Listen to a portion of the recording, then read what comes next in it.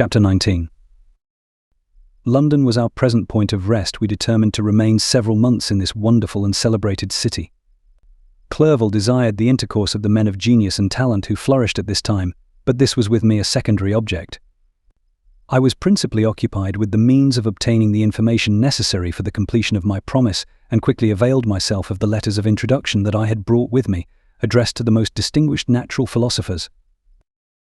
If this journey had taken place during my days of study and happiness, it would have afforded me inexpressible pleasure.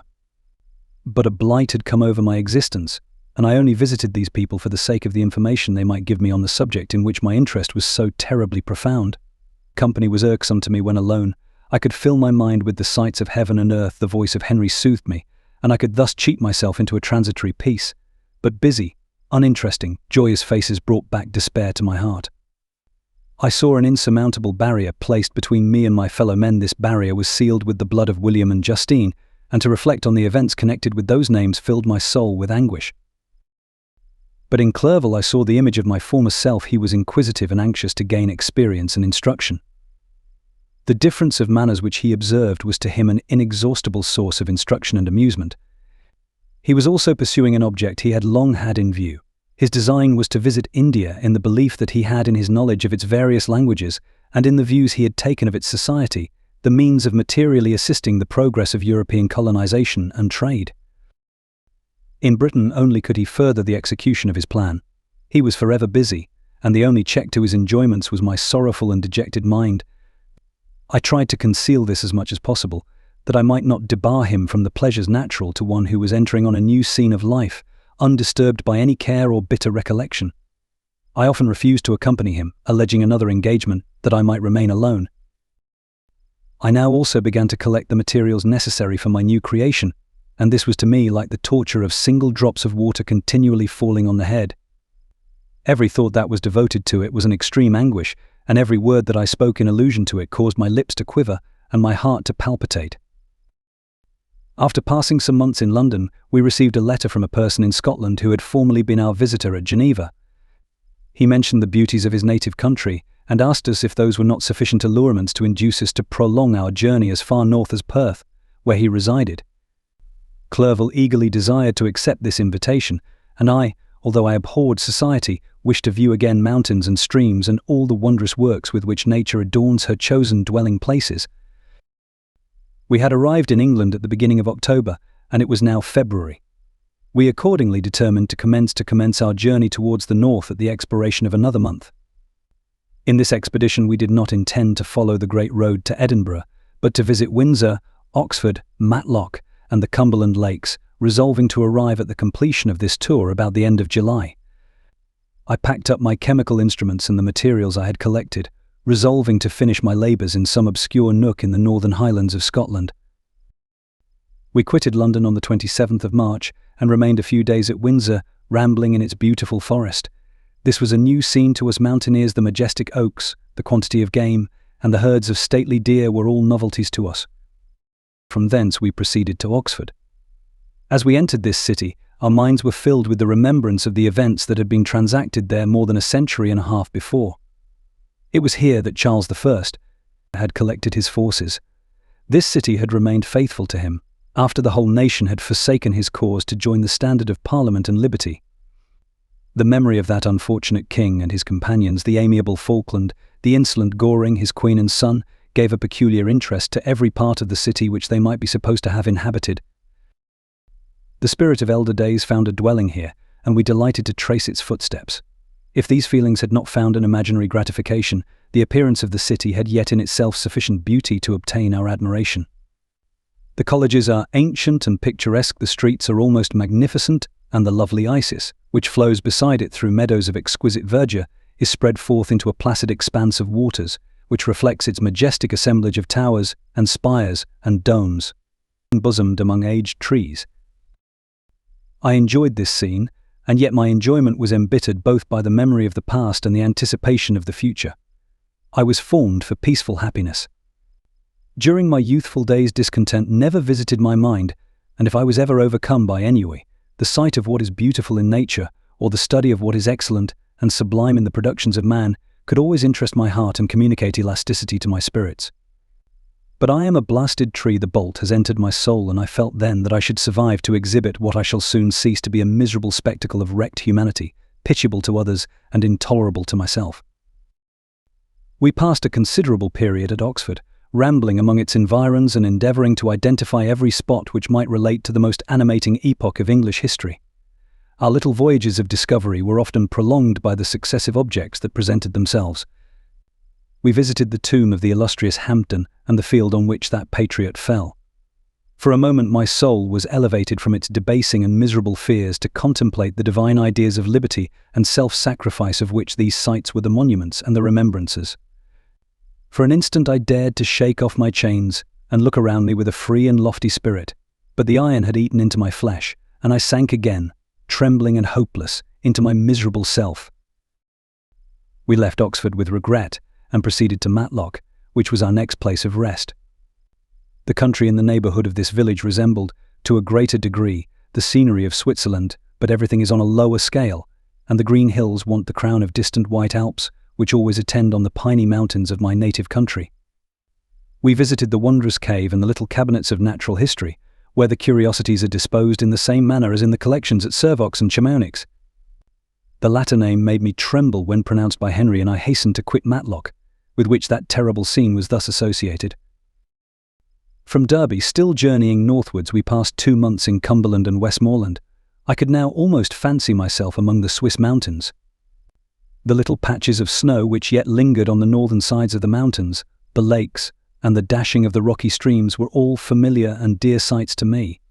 Here also we made some acquaintances, who almost contrived to cheat me into happiness. The delight of Clerval was proportionably greater than mine. His mind expanded in the company of men of talent, and he found in his own nature greater capacities and resources than he could have imagined himself to have possessed while he associated with his inferiors. I could pass my life here, said he to me, and among these mountains I should scarcely regret Switzerland and the Rhine. But he found that a traveller's life is one that includes much pain amidst its enjoyments. His feelings are forever on the stretch, and when he begins to sink into repose, he finds himself obliged to quit that on which he rests in pleasure for something new, which again engages his attention, and which also he forsakes for other novelties. We had scarcely visited the various lakes of Cumberland and Westmoreland and conceived an affection for some of the inhabitants when the period of our appointment with our Scotch friend approached, and we left them to travel on. For my own part, one was not sorry. I had now neglected my promise for some time, and I feared the effects of the Damon's disappointment. He might remain in Switzerland and wreak his vengeance on my relatives. This idea pursued me and tormented me at every moment from which I might otherwise have snatched repose and peace. I waited for my letters with feverish impatience. If they were delayed, I was miserable and overcome by 1,000 fears, and when they arrived and I saw the superscription of Elizabeth or my father, I hardly dared to read and ascertain my fate. Sometimes I thought that the fiend followed me, and might expedite my remissness by murdering my companion. When these thoughts possessed me, I would not quit Henry for a moment, but followed him as his shadow, to protect him from the fancied rage of his destroyer. I felt as if I had committed some great crime, the consciousness of which haunted me. I was guiltless, but I had indeed drawn down a horrible curse upon my head, as mortal as that of crime. I visited Edinburgh with languid eyes and mind, and yet that city might have interested the most unfortunate being. Clerval did not like it so well as Oxford, for the antiquity of the latter city was more pleasing to him. But the beauty and regularity of the new town of Edinburgh, its romantic castle and its environs, the most delightful in the world, Arthur's Seat, St. Bernard's Well, and the Pentland Hills, compensated him for the change and filled him with cheerfulness and admiration. But I was impatient to arrive at the termination of my journey.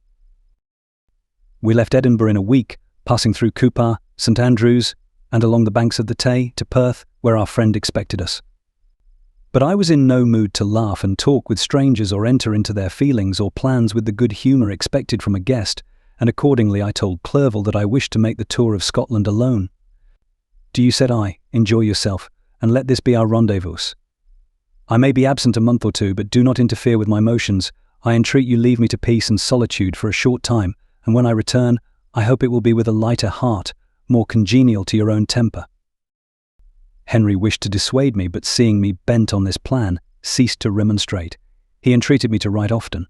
"I had rather be with you," he said, "in your solitary rambles than with these Scotch people, whom I do not know. Hasten, then, my dear friend, to return, that I may again feel myself somewhat at home, which I cannot do in your absence.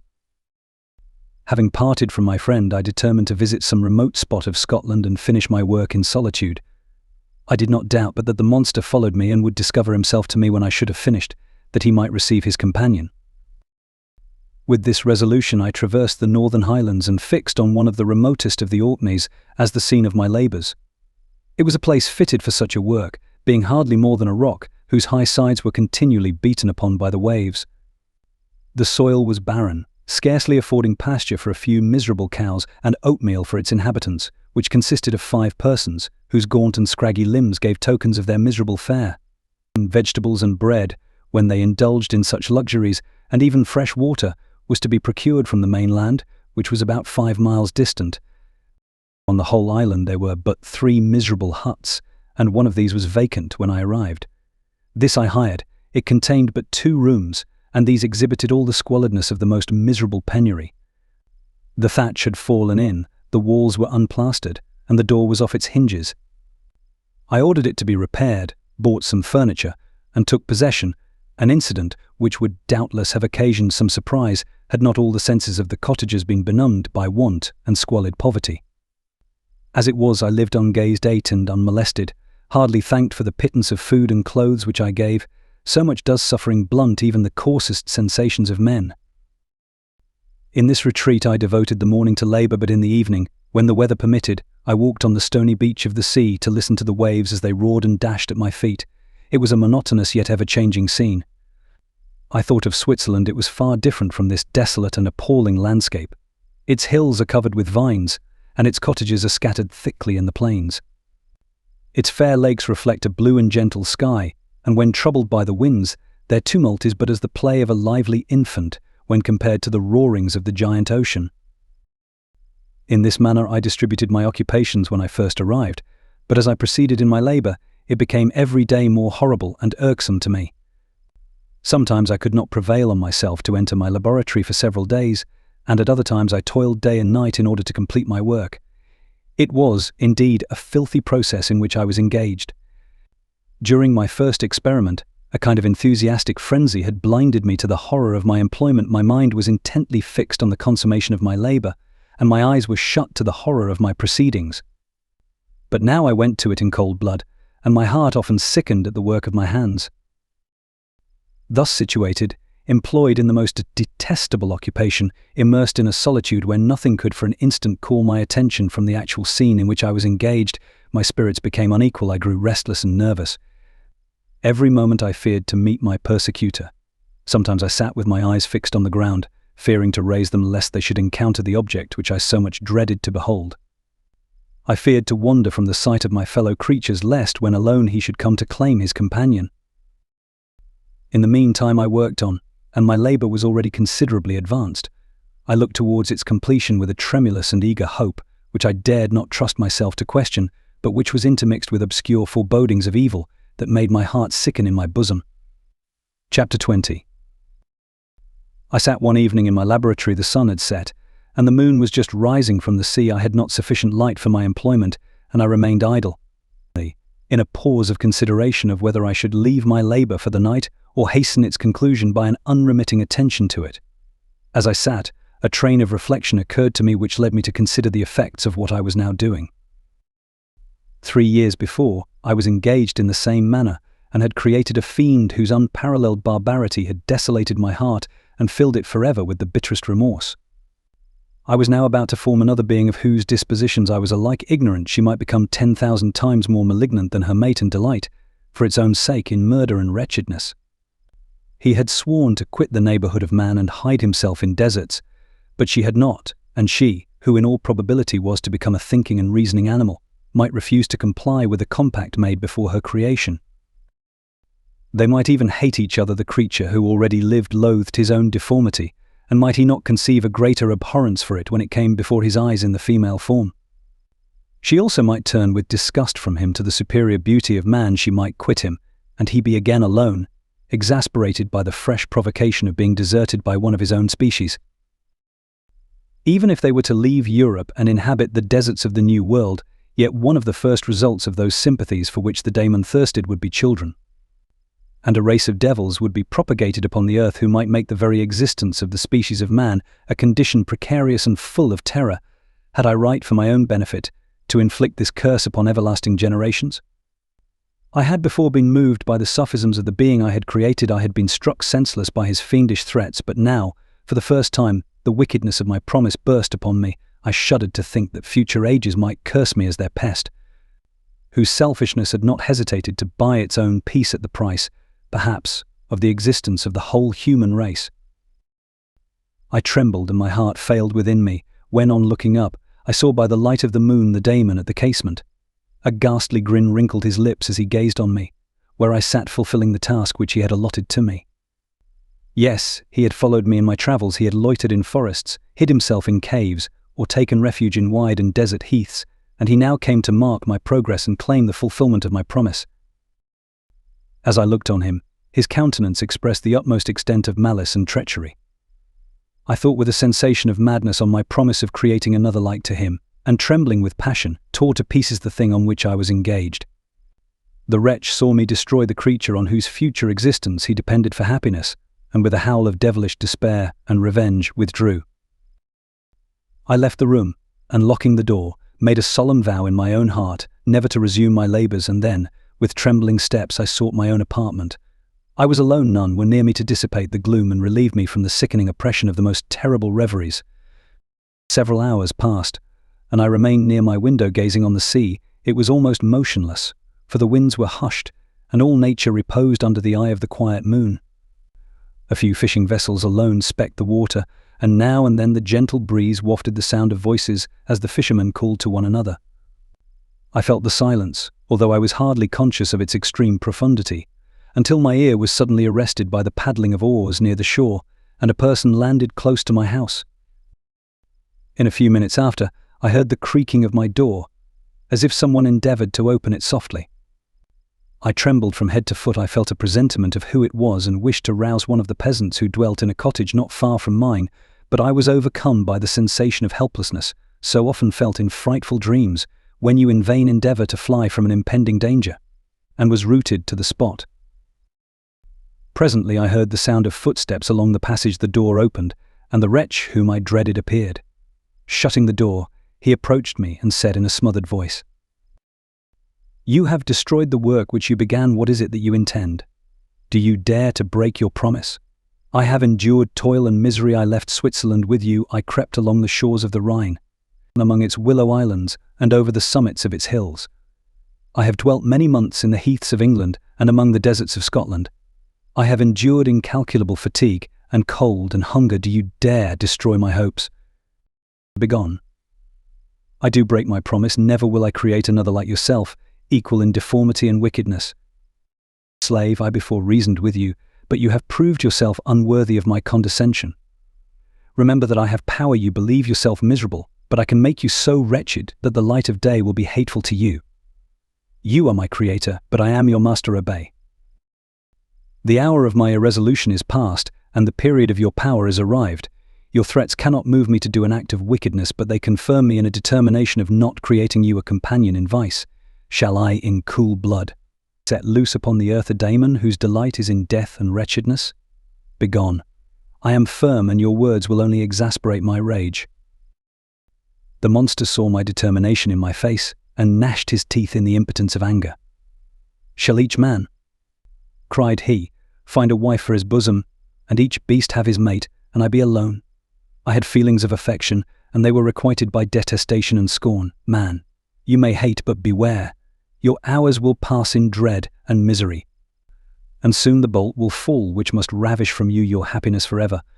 Are you to be happy while I grovel in the intensity of my wretchedness? You can blast my other passions, but revenge remains revenge, henceforth dearer than light or food. I may die, but first you, my tyrant and tormentor, shall curse the sun that gazes on your misery. Beware, for I am fearless and therefore powerful. I will watch with the willingness of a snake, that I may sting with its venom. Man, you shall repent of the injuries you inflict. Devil, cease and do not poison the air with these sounds of malice. I have declared my resolution to you, and I am no coward to bend beneath words. Leave me, I am inexorable. It is well. I go, but remember, I shall be with you on your wedding night." I started forward and exclaimed, "Villain! Before you sign my death warrant, be sure that you are yourself safe." I would have seized him, but he eluded me and quitted the house with precipitation. In a few moments I saw him in his boat, which shot across the waters with an arrowy swiftness and was soon lost amidst the waves. All was again silent, but his words rang in my ears. I burned with rage to pursue the murderer of my peace and precipitate him into the ocean. I walked up and down my room hastily and perturbed, while my imagination conjured up 1,000 images to torment and sting me. Why had I not followed him and closed with him in mortal strife? But I had suffered him to depart, and he had directed his course towards the mainland. I shuddered to think who might be the next victim sacrificed to his insatiate revenge. And then I thought again of his words, "I will be with you on your wedding night." That, then, was the period fixed for the fulfillment of my destiny. In that hour I should die, and at once satisfy and extinguish his malice. The prospect did not move me to fear yet when I thought of my beloved Elizabeth, of her tears and endless sorrow, when she should find her lover so barbarously snatched from her. Tears, the first I had shed for many months, streamed from my eyes, and I resolved not to fall before my enemy without a bitter struggle. The night passed away, and the sun rose from the ocean. My feelings became calmer, if it may be called calmness when the violence of rage sinks into the depths of despair. I left the house, the horrid scene of the last night's contention, and walked on the beach of the sea, which I almost regarded as an insuperable barrier between me and my fellow creatures. Nay, a wish that such should prove the fact stole across me. I desired that I might pass my life on that barren rock, wearily, it is true, but uninterrupted by any sudden shock of misery. If I returned, it was to be sacrificed or to see those whom I most loved die under the grasp of a daemon whom I had myself created. I walked about the isle like a restless spectre, separated from all it loved and miserable in the separation. When it became noon and the sun rose higher, I lay down on the grass and was overpowered by a deep sleep. I had been awake the whole of the preceding night, my nerves were agitated, and my eyes inflamed by watching and misery. The sleep into which I now sank refreshed me, and when I awoke, I again felt as if I belonged to a race of human beings like myself, and I began to reflect upon what had passed with greater composure, yet still the words of the fiend rang in my ears. Like a death knell they appeared like a dream, yet distinct and oppressive as a reality. The sun had far descended, and I still sat on the shore, satisfying my appetite, which had become ravenous, with an oat and cake, when I saw a fishing boat land close to me, and one of the men brought me a packet. It contained letters from Geneva, and one from Clerval entreating me to join him. He said that he was wearing away his time fruitlessly where he was, that letters from the friends he had formed in London desired his return to complete the negotiation they had entered into for his Indian enterprise. He could not any longer delay his departure, but as his journey to London might be followed, even sooner than he now conjectured, by his longer voyage, he entreated me to bestow as much of my society on him as I could spare.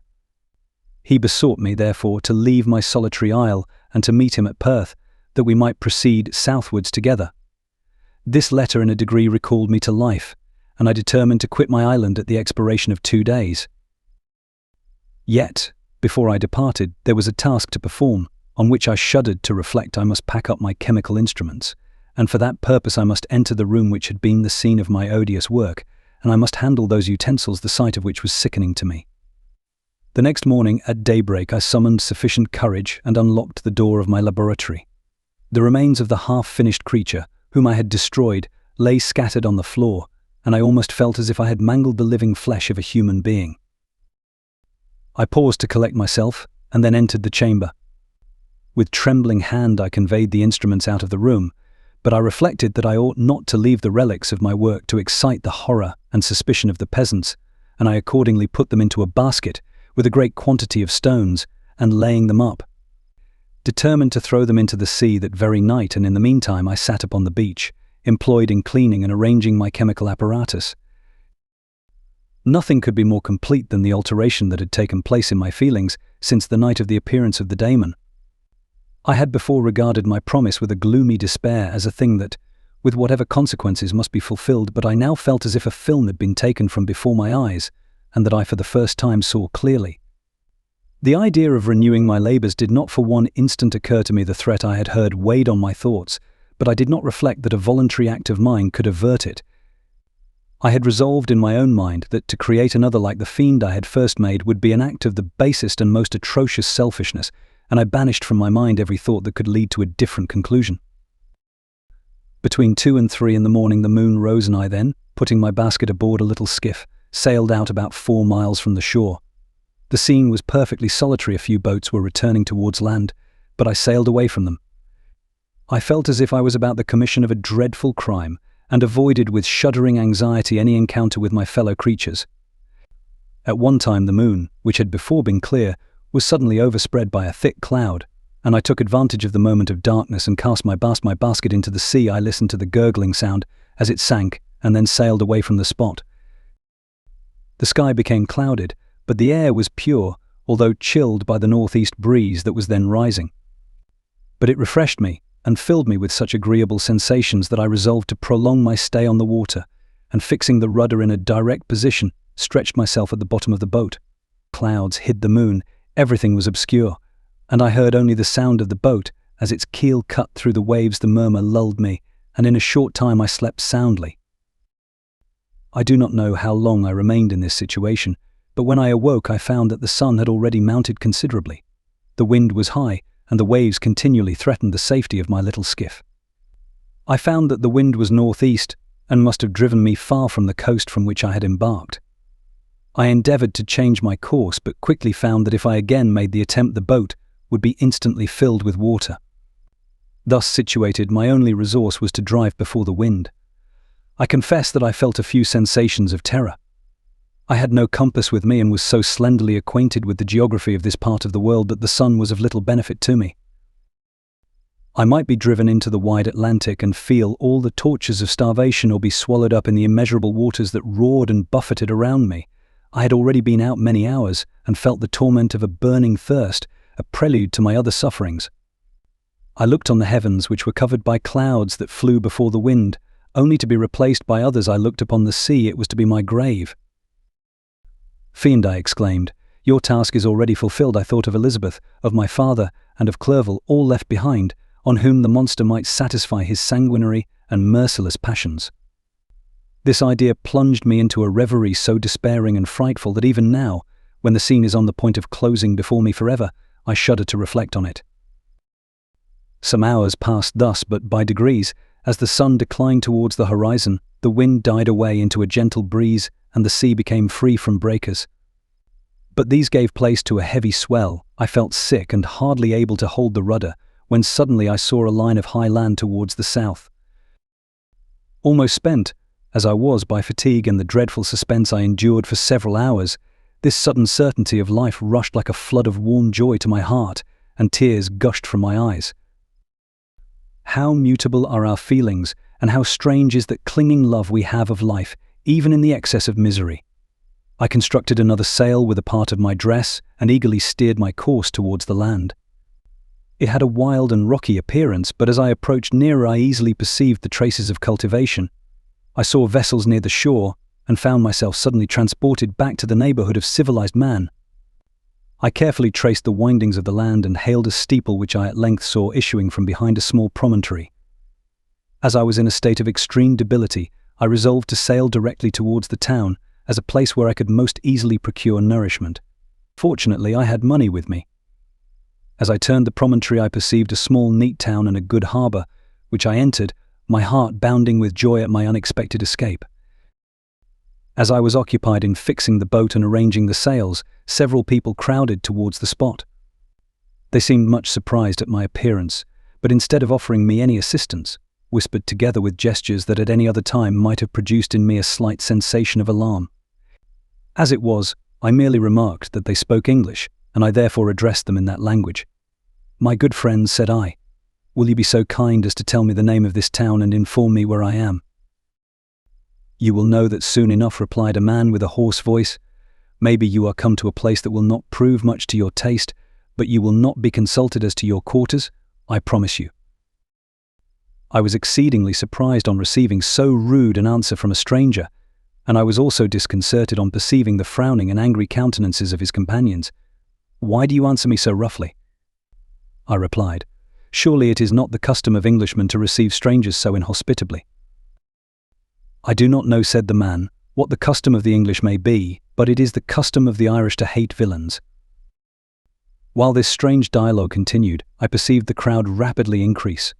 Their faces expressed a mixture of curiosity and anger, which annoyed and in some degree alarmed me. I inquired the way to the inn, but no one replied. I then moved forward, and a murmuring sound arose from the crowd as they followed and surrounded me, when an ill-looking man approaching tapped me on the shoulder and said, "Come, sir, you must follow me to Mr. Kerwin's to give an account of yourself." "Who is Mr. Kerwin? Why am I to give an account of myself? Is not this a free country?" "Aye, sir, free enough for honest folks. Mr. Kerwin is a magistrate, and you are to give an account of the death of a gentleman who was found murdered here last night." This answer startled me, but I presently recovered myself.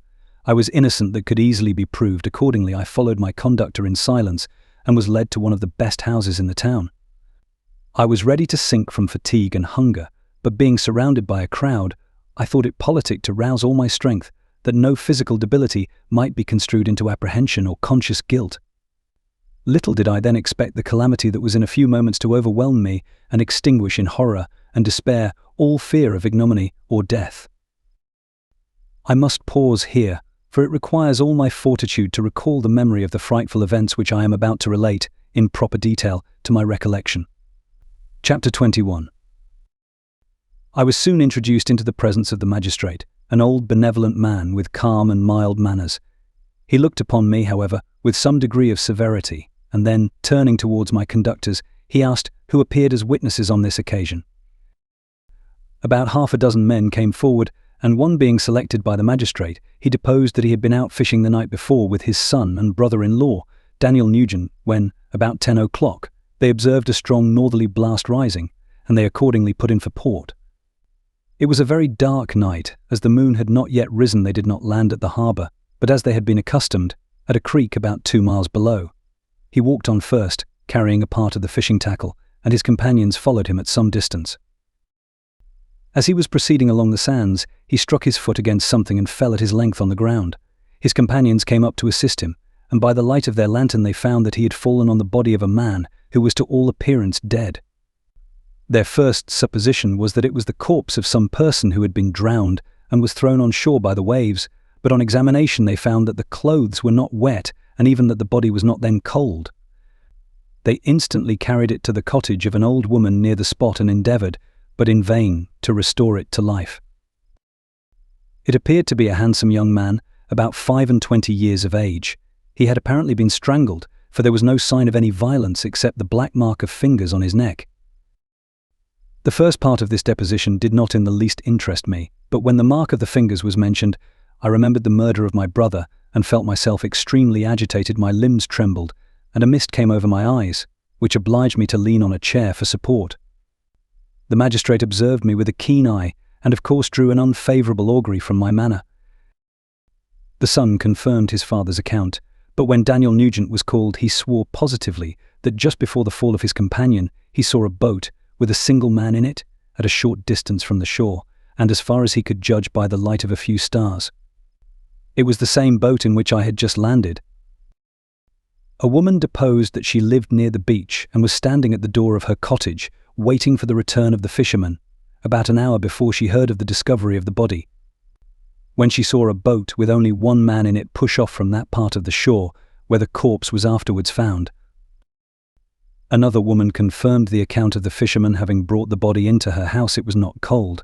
They put it into a bed and rubbed it, and Daniel went to the town for an apothecary, but life was quite gone. Several other men were examined concerning my landing, and they agreed that, with the strong north wind that had arisen during the night, it was very probable that I had beaten about for many hours, and had been obliged to return nearly to the same spot from which I had departed.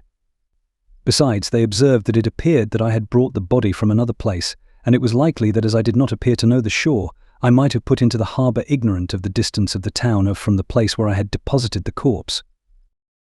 Mr. Kerwin, on hearing this evidence, desired that I should be taken into the room where the body lay for interment, that it might be observed what effect the sight of it would produce upon me. This idea was probably suggested by the extreme agitation I had exhibited when the mode of the murder had been described. I was accordingly conducted by the magistrate and several other persons to the inn. I could not help being struck by the strange coincidences that had taken place during this eventful night, but knowing that I had been conversing with several persons in the island I had inhabited about the time that the body had been found, I was perfectly tranquil as to the consequences of the affair. I entered the room where the corpse lay and was led up to the coffin. How can I describe my sensations on beholding it? I feel yet parched with horror, nor can I reflect on that terrible moment without shuddering and agony. The examination, the presence of the magistrate and witnesses, passed like a dream from my memory when I saw the lifeless form of Henry Clerval stretched before me. I gasped for breath, and throwing myself on the body, I exclaimed, "Have my murderous machinations deprived you also, my dearest Henry, of life? 2. I have already destroyed other victims await their destiny, but you, Clerval, my friend, my benefactor." The human frame could no longer support the agonies that I endured, and I was carried out of the room in strong convulsions. A fever succeeded to this. I lay for 2 months on the point of death. My ravings, as I afterwards heard, were frightful. I called myself the murderer of William, of Justine, and of Clerval. Sometimes I entreated my attendants to assist me in the destruction of the fiend by whom I was tormented, and at others I felt the fingers of the monster already grasping my neck, and screamed aloud with agony and terror. Fortunately, as I spoke my native language, Mr. Kirwin alone understood me, but my gestures and bitter cries were sufficient to affright the other witnesses. Why did I not die? More miserable than man ever was before, why did I not sink into forgetfulness and rest? Death snatches away many blooming children, the only hopes of their doting parents. How many brides and youthful lovers have been one day in the bloom of health and hope, and the next a prey for worms and the decay of the tomb? Of what materials was I made that I could thus resist so many shocks which, like the turning of the wheel, continually renewed the torture? But I was doomed to live, and in 2 months found myself as awaking from a dream, in a prison, stretched on a wretched bed, surrounded by gaolers, turnkeys, bolts, and all the miserable apparatus of a dungeon. It was morning, I remember, when I thus awoke to understanding. I had forgotten the particulars of what had happened, and only felt as if some great misfortune had suddenly overwhelmed me. But when I looked around and saw the barred windows and the squalidness of the room in which I was, all flashed across my memory, and I groaned bitterly. This sound disturbed an old woman who was sleeping in a chair beside me. She was a hired nurse, the wife of one of the turnkeys, and her countenance expressed all those bad qualities which often characterize that class. The lines of her face were hard and rude, like that of persons accustomed to see without sympathizing in sights of misery. Her tone expressed her entire indifference. She addressed me in English, and the voice struck me as one that I had heard during my sufferings. "Are you better now, sir?" said she. I replied in the same language, with a feeble voice, "I believe I am, but if it be all true, if indeed I did not dream, I am sorry that I am still alive to feel this misery and horror." "For that matter," replied the old woman, "if you mean about the gentleman you murdered, I believe that it were better for you if you were dead, for I fancy it will go hard with you. However, that's none of my business. I am sent to nurse you and get you well. I do my duty with a safe conscience. It were well if everybody did the same." I turned with loathing from the woman who could utter so unfeeling a speech to a person just saved, on the very edge of death, but I felt languid and unable to reflect on all that had passed. The whole series of my life appeared to me as a dream. I sometimes doubted if indeed it were all true, for it never presented itself to my mind with the force of reality. As the images that floated before me became more distinct, I grew feverish. A darkness pressed around me. No one was near me who soothed me. With the gentle voice of love, no dear hand supported me. The physician came and prescribed medicines, and the old woman prepared them for me, but utter carelessness was visible in the first, and the expression of brutality was strongly marked in the visage of the second. Who could be interested in the fate of a murderer but the hangman who would gain his fee? These were my first reflections, but I soon learned that Mr. Kirwin had shown me extreme kindness. He had caused the best room in the prison to be prepared for me. Wretched indeed was the best, and it was he who had provided a physician and a nurse. It is true, he seldom came to see me, for although he ardently desired to relieve the sufferings of every human creature, he did not wish to be present at the agonies and miserable ravings of a murderer.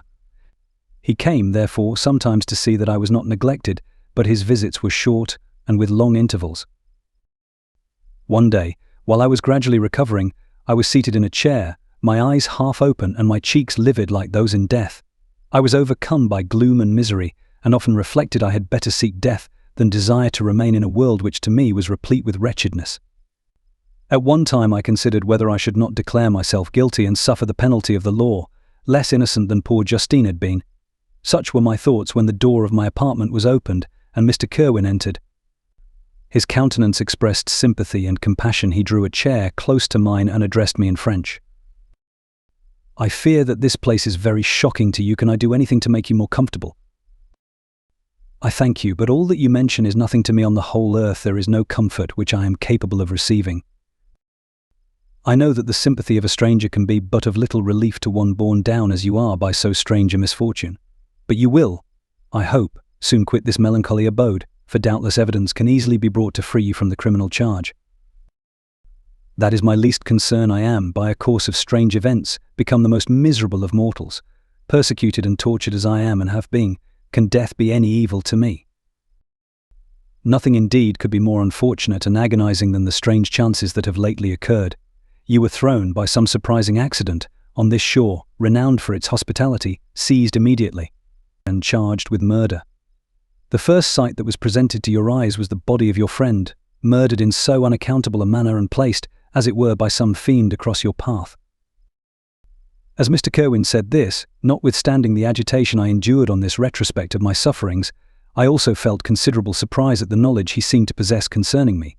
I suppose some astonishment was exhibited in my countenance, for Mr. Kerwin hastened to say, "Immediately upon your being taken ill, all the papers that were on your person were brought me, and I examined them that I might discover some trace by which I could send to your relations an account of your misfortune and illness. I found several letters and, among others, one which I discovered from its commencement to be from your father. I instantly wrote to Geneva. Nearly 2 months have elapsed since the departure of my letter. But you are ill even now, you tremble, you are unfit for agitation of any kind.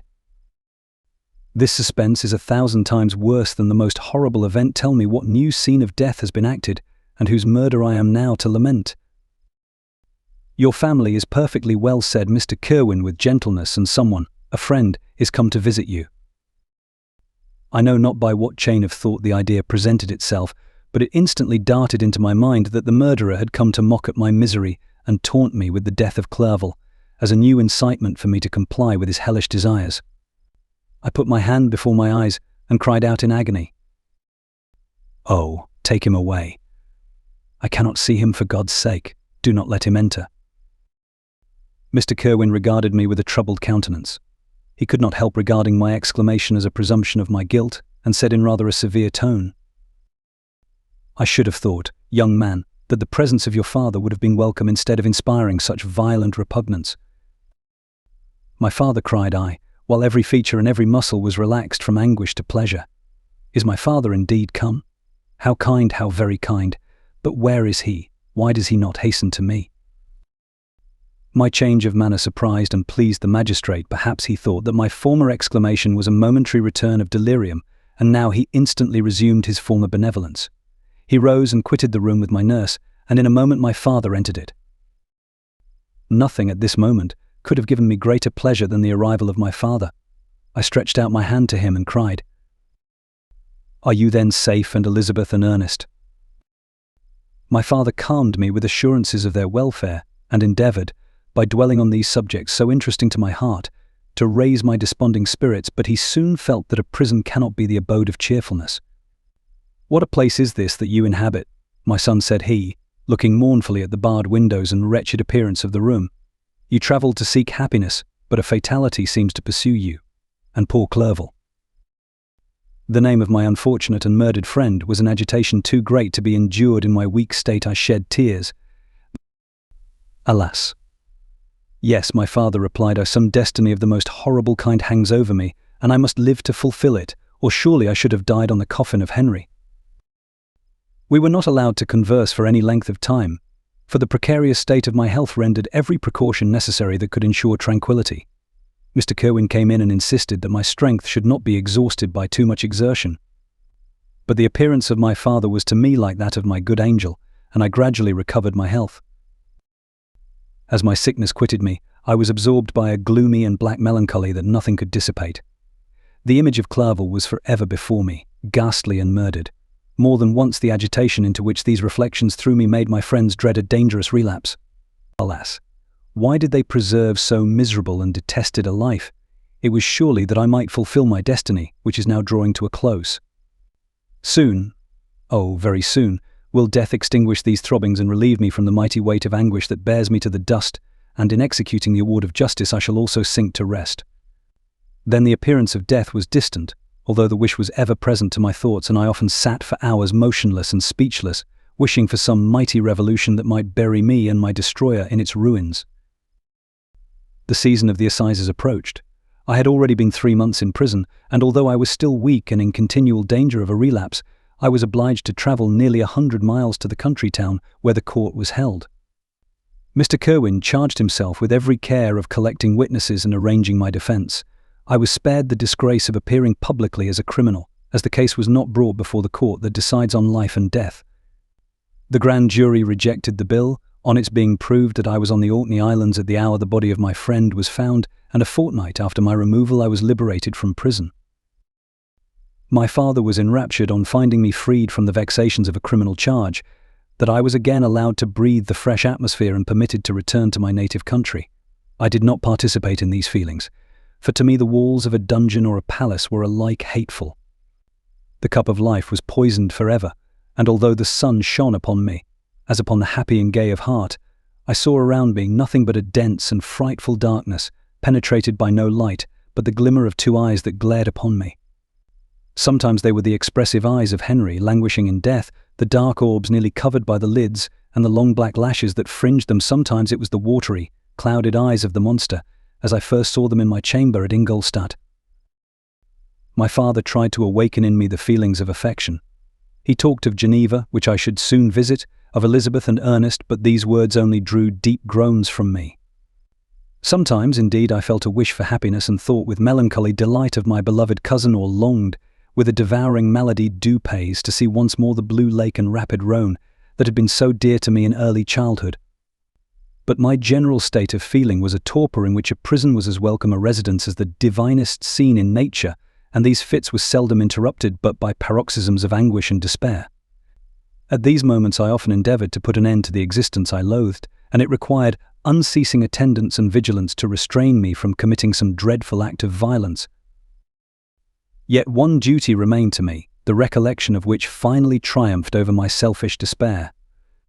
It was necessary that I should return without delay to Geneva, there to watch over the lives of those I so fondly loved, and to lie in wait for the murderer, that if any chance led me to the place of his concealment, or if he dared again to blast me by his presence, I might, with unfailing aim, put an end to the existence of the monstrous image which I had endued with the mockery of a soul still more monstrous. My father still desired to delay our departure, fearful that I could not sustain the fatigues of a journey, for I was a shattered wreck, the shadow of a human being. My strength was gone. I was a mere skeleton, and fever night and day preyed upon my wasted frame.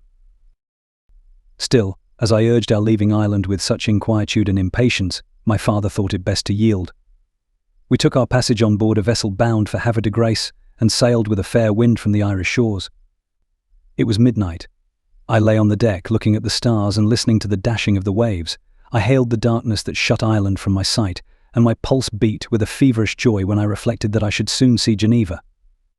The past appeared to me in the light of a frightful dream, yet the vessel in which I was, the wind that blew me from the detested shore of Ireland, and the sea which surrounded me, told me too forcibly that I was deceived by no vision, and that Clerval, my friend and dearest companion, had fallen a victim to me and the monster of my creation.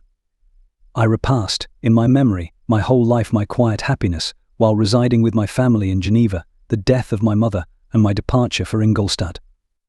I remembered, shuddering, the mad enthusiasm that hurried me on to the creation of my hideous enemy, and I called to mind the night in which he first lived.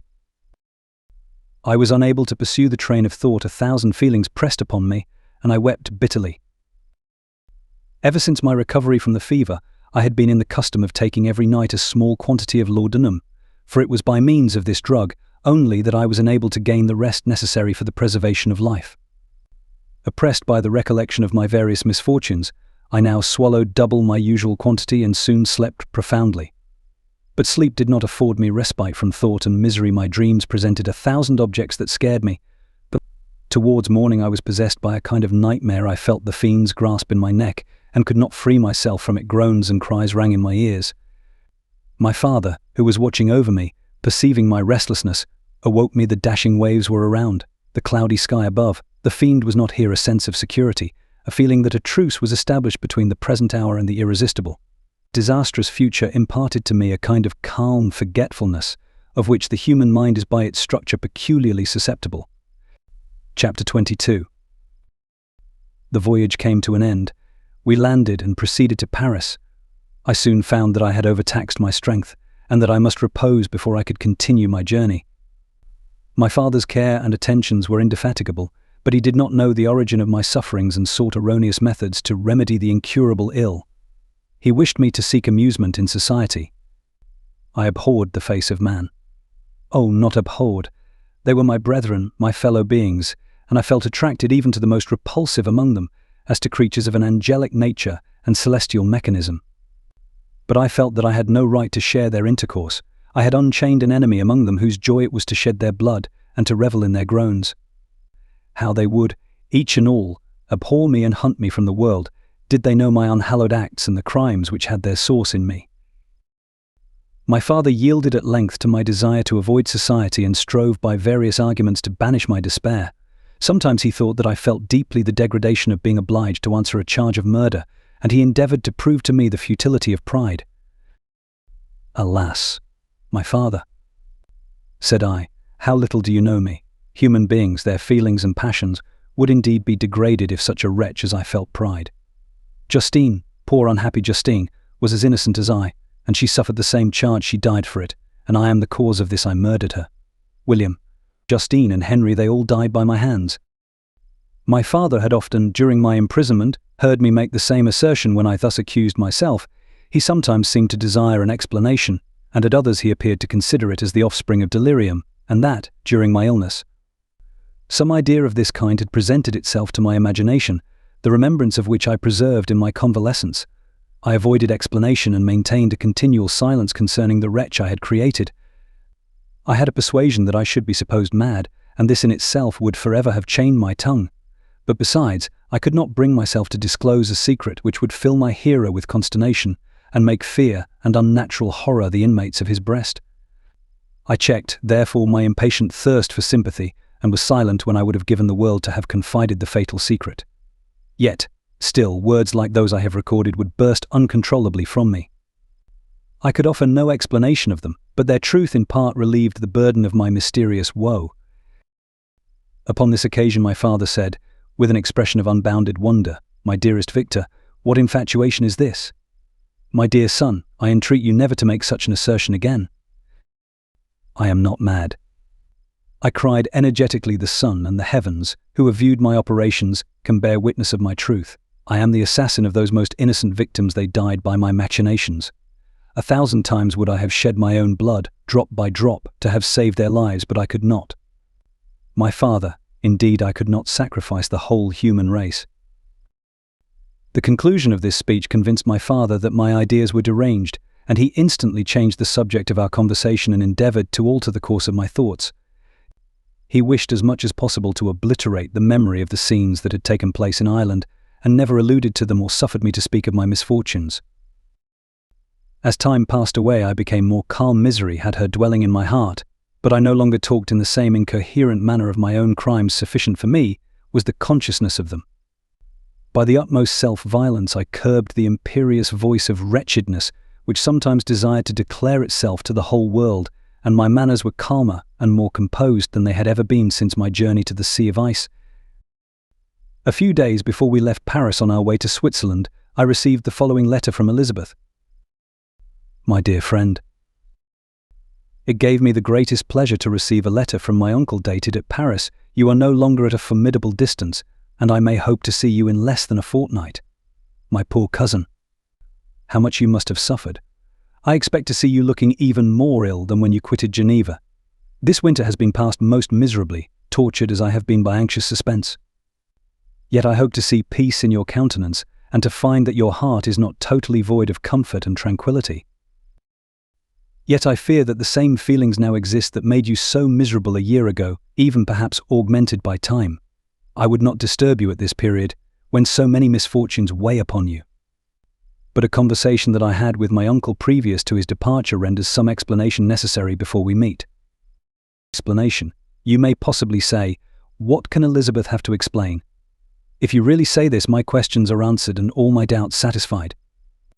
But you are distant from me, and it is possible that you may dread and yet be pleased with this explanation, and in a probability of this being the case, I dare not any longer postpone writing what, during your absence, I have often wished to express to you but have never had the courage to begin. You well know, Victor, that our union had been the favourite plan of your parents ever since our infancy.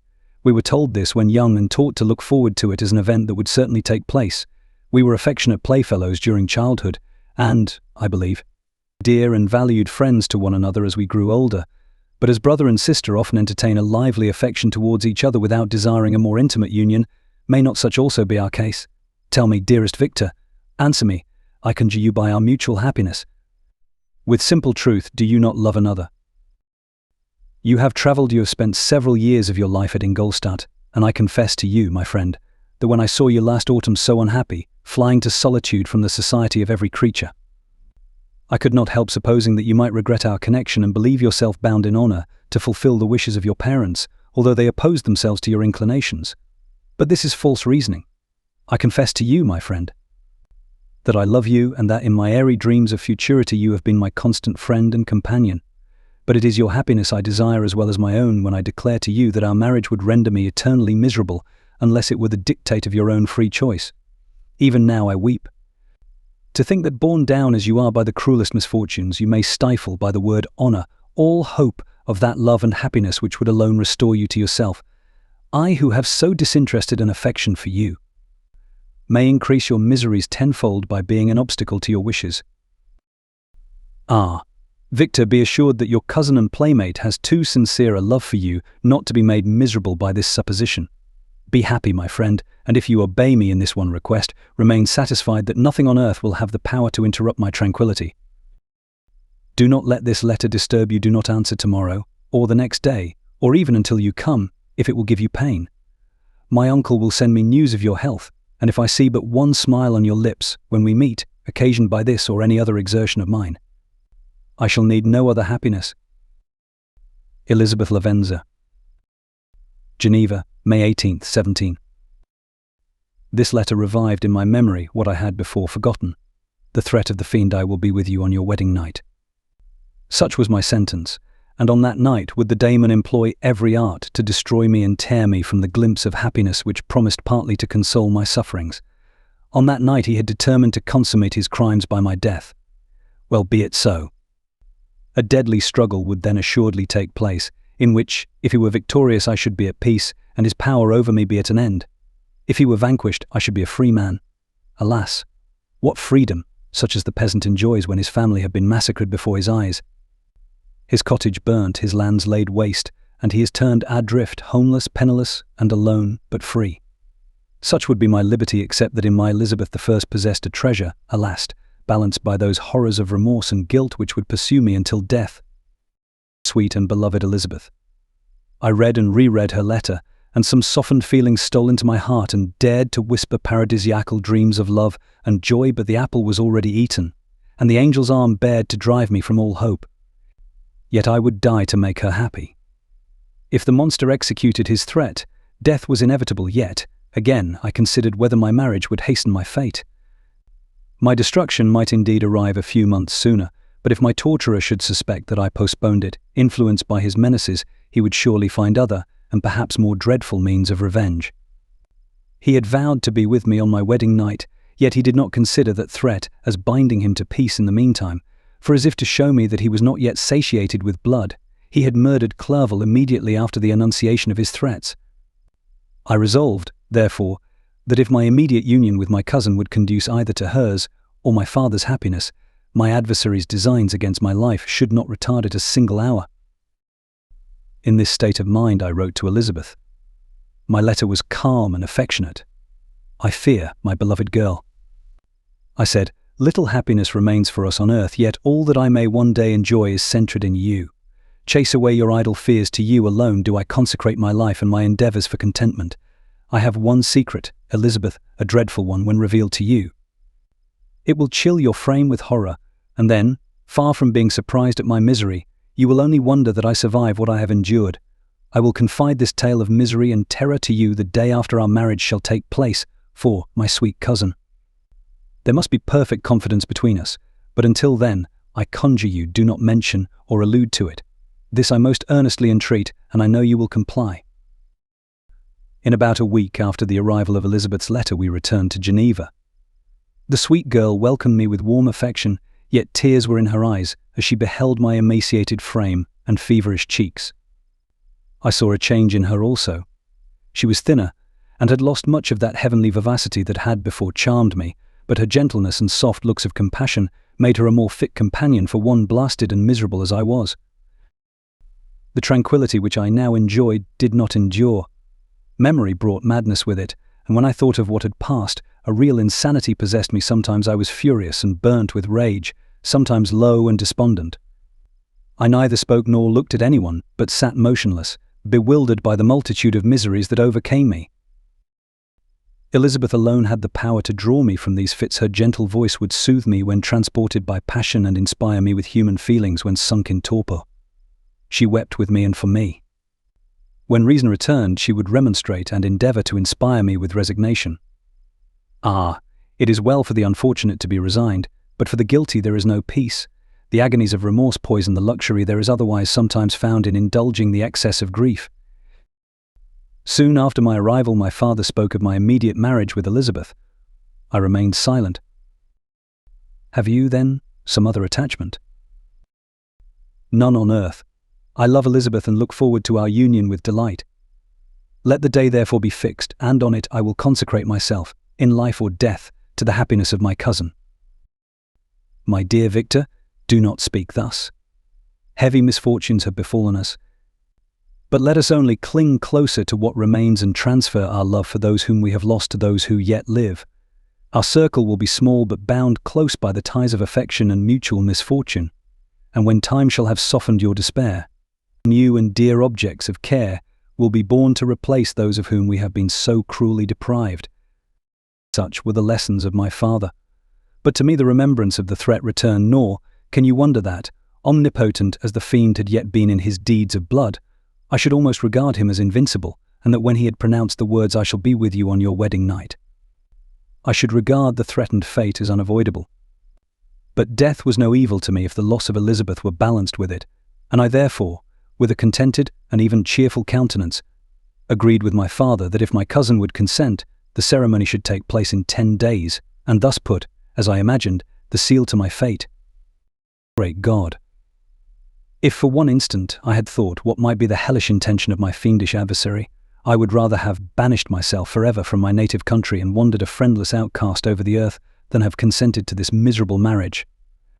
But as if possessed of magic powers, the monster had blinded me to his real intentions, and when I thought that I had prepared only my own death, I hastened that of a far dearer victim. As the period fixed for our marriage drew nearer, whether from cowardice or a prophetic feeling, I felt my heart sink within me. But I concealed my feelings by an appearance of hilarity that brought smiles and joy to the countenance of my father, but hardly deceived the ever-watchful and nicer eye of Elizabeth. She looked forward to our union with placid contentment, not unmingled with a little fear, which past misfortunes had impressed, that what now appeared certain and tangible happiness might soon dissipate into an airy dream and leave no trace but deep and everlasting regret. Preparations were made for the event, congratulatory visits were received, and all wore a smiling appearance. I shut up, as well as I could, in my own heart the anxiety that preyed there, and entered with seeming earnestness into the plans of my father, although they might only serve as the decorations of my tragedy. Through my father's exertions, a part of the inheritance of Elizabeth had been restored to her by the Austrian government. A small possession on the shores of Como belonged to her. It was agreed that, immediately after our union, we should proceed to Villa Lavenza and spend our first days of happiness beside the beautiful lake near which it stood. In the meantime, I took every precaution to defend my person in case the fiend should openly attack me. I carried pistols and a dagger constantly about me and was ever on the watch to prevent artifice, and by these means gained a greater degree of tranquility. Indeed, as the period approached, the threat appeared more as a delusion, not to be regarded as worthy to disturb my peace. While the happiness I hoped for in my marriage wore a greater appearance of certainty as the day fixed for its solemnization drew nearer, and I heard it continually spoken of as an occurrence which no accident could possibly prevent. Elizabeth seemed happy. My tranquil demeanour contributed greatly to calm her mind.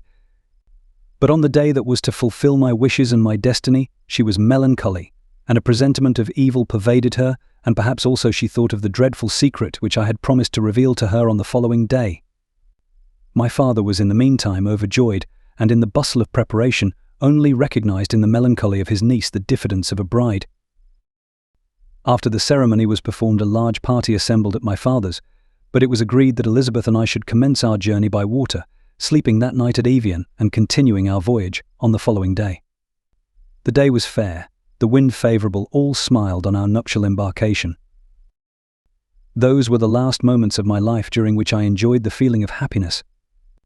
We passed rapidly along. The sun was hot, but we were sheltered from its rays by a kind of canopy while we enjoyed the beauty of the scene, sometimes on one side of the lake, where we saw Mont Salève, the pleasant banks of Montalegre, and, at a distance, surmounting all, the beautiful Mont Blanc. And the assemblage of snowy mountains that in vain endeavour to emulate her, sometimes coasting the opposite banks, we saw the mighty Jura opposing its dark side to the ambition that would quit its native country, and an almost insurmountable barrier to the invader who should wish to enslave it. I took the hand of Elizabeth. "You are sorrowful, my love. Ah, if you knew what I have suffered, and what I may yet endure, you would endeavour to let me taste the quiet and freedom from despair that this one day at least permits me to enjoy." "Be happy, my dear Victor," replied Elizabeth. "There is, I hope, nothing to distress you, and be assured that if a lively joy is not painted in my face, my heart is contented. Something whispers to me not to depend too much on the prospect that is opened before us. But I will not listen to such a sinister voice. Observe how fast we move along, and how the clouds, which sometimes obscure and sometimes rise above the dome of Mont Blanc, render this scene of beauty still more interesting. Look also at the innumerable fish that are swimming in the clear waters, where we can distinguish every pebble that lies at the bottom. What a divine day! How happy and serene all nature appears."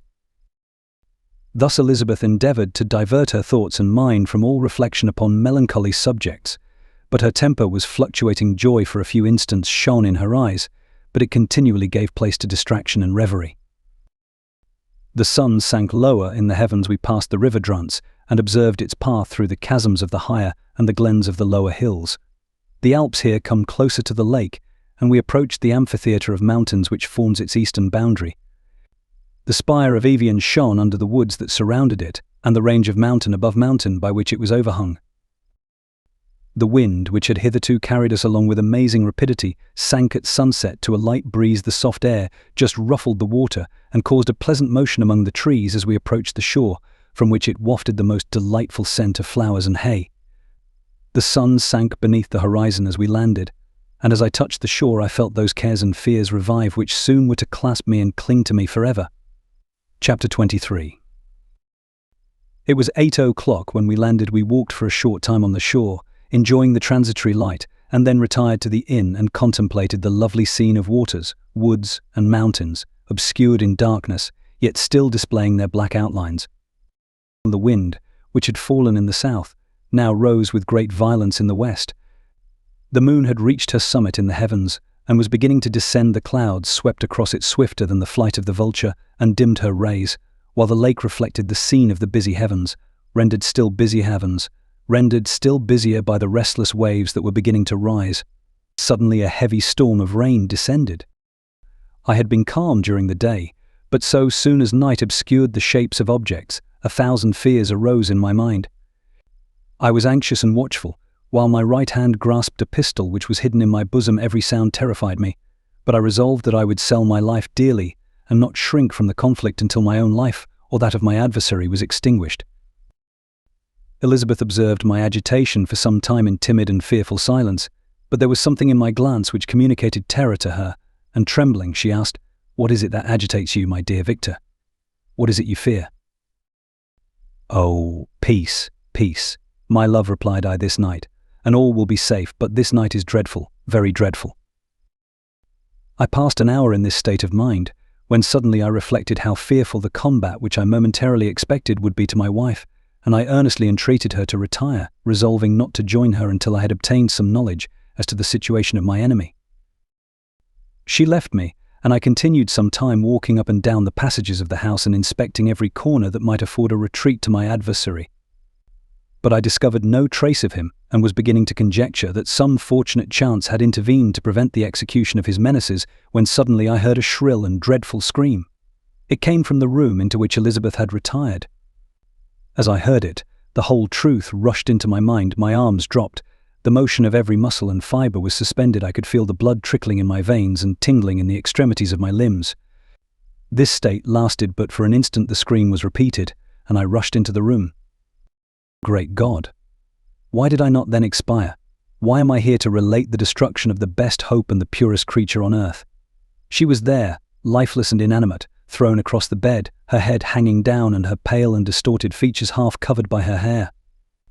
Everywhere I turn I see the same figure, her bloodless arms and relaxed form flung by the murderer on its bridal bier. Could I behold this and live? Alas, life is obstinate and clings closest where it is most hated. For a moment only did I lose recollection. I fell senseless on the ground. When I recovered, I found myself surrounded by the people of the inn. Their countenances expressed a breathless terror, but the horror of others appeared only as a mockery, a shadow of the feelings that oppressed me. I escaped from them to the room where lay the body of Elizabeth, my love, my wife, so lately living, so dear, so worthy. She had been moved from the posture in which I had first beheld her, and now, as she lay, her head upon her arm and a handkerchief thrown across her face and neck, I might have supposed her asleep. I rushed towards her and embraced her with ardour, but the deadly languor and coldness of the limbs told me that what I now held in my arms had ceased to be the Elizabeth whom I had loved and cherished. The murderous mark of the fiend's grasp was on her neck, and the breath had ceased to issue from her lips. While I still hung over her in the agony of despair, I happened to look up. The windows of the room had before been darkened, and I felt a kind of panic on seeing the pale yellow light of the moon illuminate the chamber. The shutters had been thrown back, and with a sensation of horror not to be described, I saw at the open window a figure the most hideous and abhorred. A grin was on the face of the monster. He seemed to jeer, as with his fiendish finger he pointed towards the corpse of my wife. I rushed towards the window, and drawing a pistol from my bosom, fired, but he eluded me, leapt from his station, and running with the swiftness of lightning, plunged into the lake. The report of the pistol brought a crowd into the room. I pointed to the spot where he had disappeared, and we followed the track with boats. Nets were cast, but in vain. After passing several hours, we returned hopeless, most of my companions believing it to have been a form conjured up by my fancy. After having landed, they proceeded to search the country, parties going in different directions among the woods and vines. I attempted to accompany them, and proceeded a short distance from the house, but my head whirled round, my steps were like those of a drunken man. I fell at last in a state of utter exhaustion, a film covered my eyes, and my skin was parched with the heat of fever. In this state I was carried back and placed on a bed, hardly conscious of what had happened. My eyes wandered round the room, as if to seek something that I had lost. After an interval I arose, and as if by instinct, crawled into the room where the corpse of my beloved lay. There were women weeping around. I hung over it, and joined my sad tears to theirs. All this time no distinct idea presented itself to my mind, but my thoughts rambled to various subjects, reflecting confusedly on my misfortunes and their cause.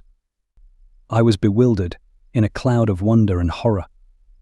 The death of William, the execution of Justine, the murder of Clerval, and lastly of my wife. Even at that moment I knew not that my only remaining friends were safe from the malignity of the fiend. My father even now might be writhing under his grasp, and Ernest might be dead at his feet.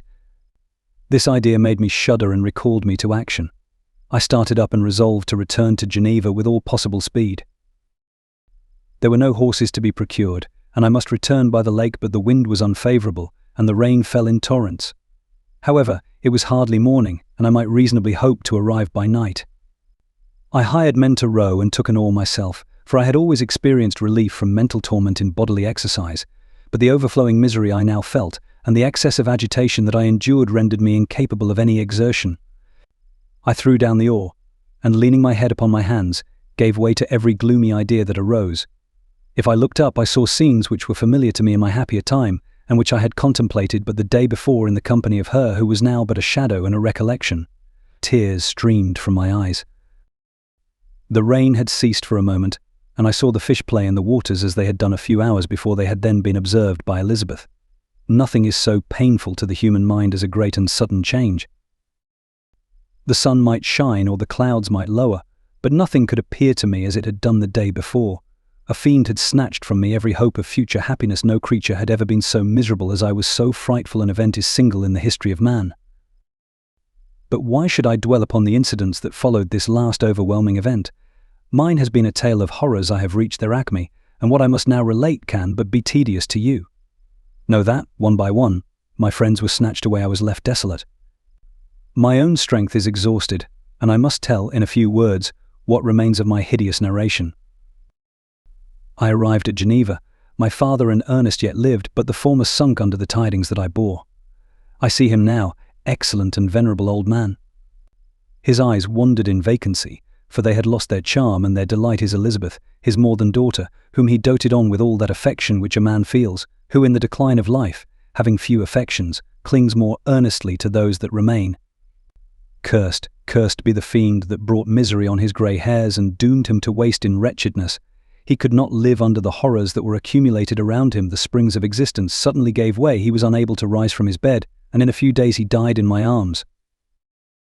What then became of me? I know not. I lost sensation, and chains and darkness were the only objects that pressed upon me. Sometimes indeed I dreamt that I wandered in flowery meadows and pleasant vales with the friends of my youth, but I awoke and found myself in a dungeon. Melancholy followed, but by degrees I gained a clear conception of my miseries and situation, and was then released from my prison. For they had called me mad, and during many months, as I understood, a solitary cell had been my habitation. Liberty, however, had been a useless gift to me, had I not, as I awakened to reason, at the same time awakened to revenge. As the memory of past misfortunes pressed upon me, I began to reflect on their cause, the monster whom I had created, the miserable Damon whom I had sent abroad into the world for my destruction. I was possessed by a maddening rage when I thought of him, and desired and ardently prayed that I might have him within my grasp to wreak a great and signal revenge on his cursed head. Nor did my hate long confine itself to useless wishes. I began to reflect on the best means of securing him, and for this purpose, about a month after my release, I repaired to a criminal judge in the town and told him that I had an accusation to make, that I knew the destroyer of my family, and that I required him to exert his whole authority for the apprehension of the murderer. The magistrate listened to me with attention and kindness. "Be assured, sir," said he, "no pains or exertions on my part shall be spared to discover the villain." "I thank you," replied I. "Listen, therefore, to the deposition that I have to make. It is indeed a tale so strange that I should fear you would not credit it were there not something in truth which, however wonderful, forces conviction. The story is too connected to be mistaken for a dream, and I have no motive for falsehood." My manner as I thus addressed him was impressive but calm. I had formed in my own heart a resolution to pursue my destroyer to death, and this purpose quieted my agony and for an interval reconciled me to life. I now related my history briefly, but with firmness and precision, marking the dates with accuracy and never deviating into invective or exclamation. The magistrate appeared at first perfectly incredulous, but as I continued he became more attentive and interested. I saw him sometimes shudder with horror, at others a lively surprise, unmingled with disbelief, was painted on his countenance. When I had concluded my narration, I said, "This is the being whom I accuse and for whose seizure and punishment I call upon you to exert your whole power. It is your duty as a magistrate, and I believe and hope that your feelings as a man will not revolt from the execution of those functions on this occasion." This address caused a considerable change in the physiognomy of my own auditor. He had heard my story with that half kind of belief that is given to a tale of spirits and supernatural events, but when he was called upon to act officially in consequence, the whole tide of his incredulity returned.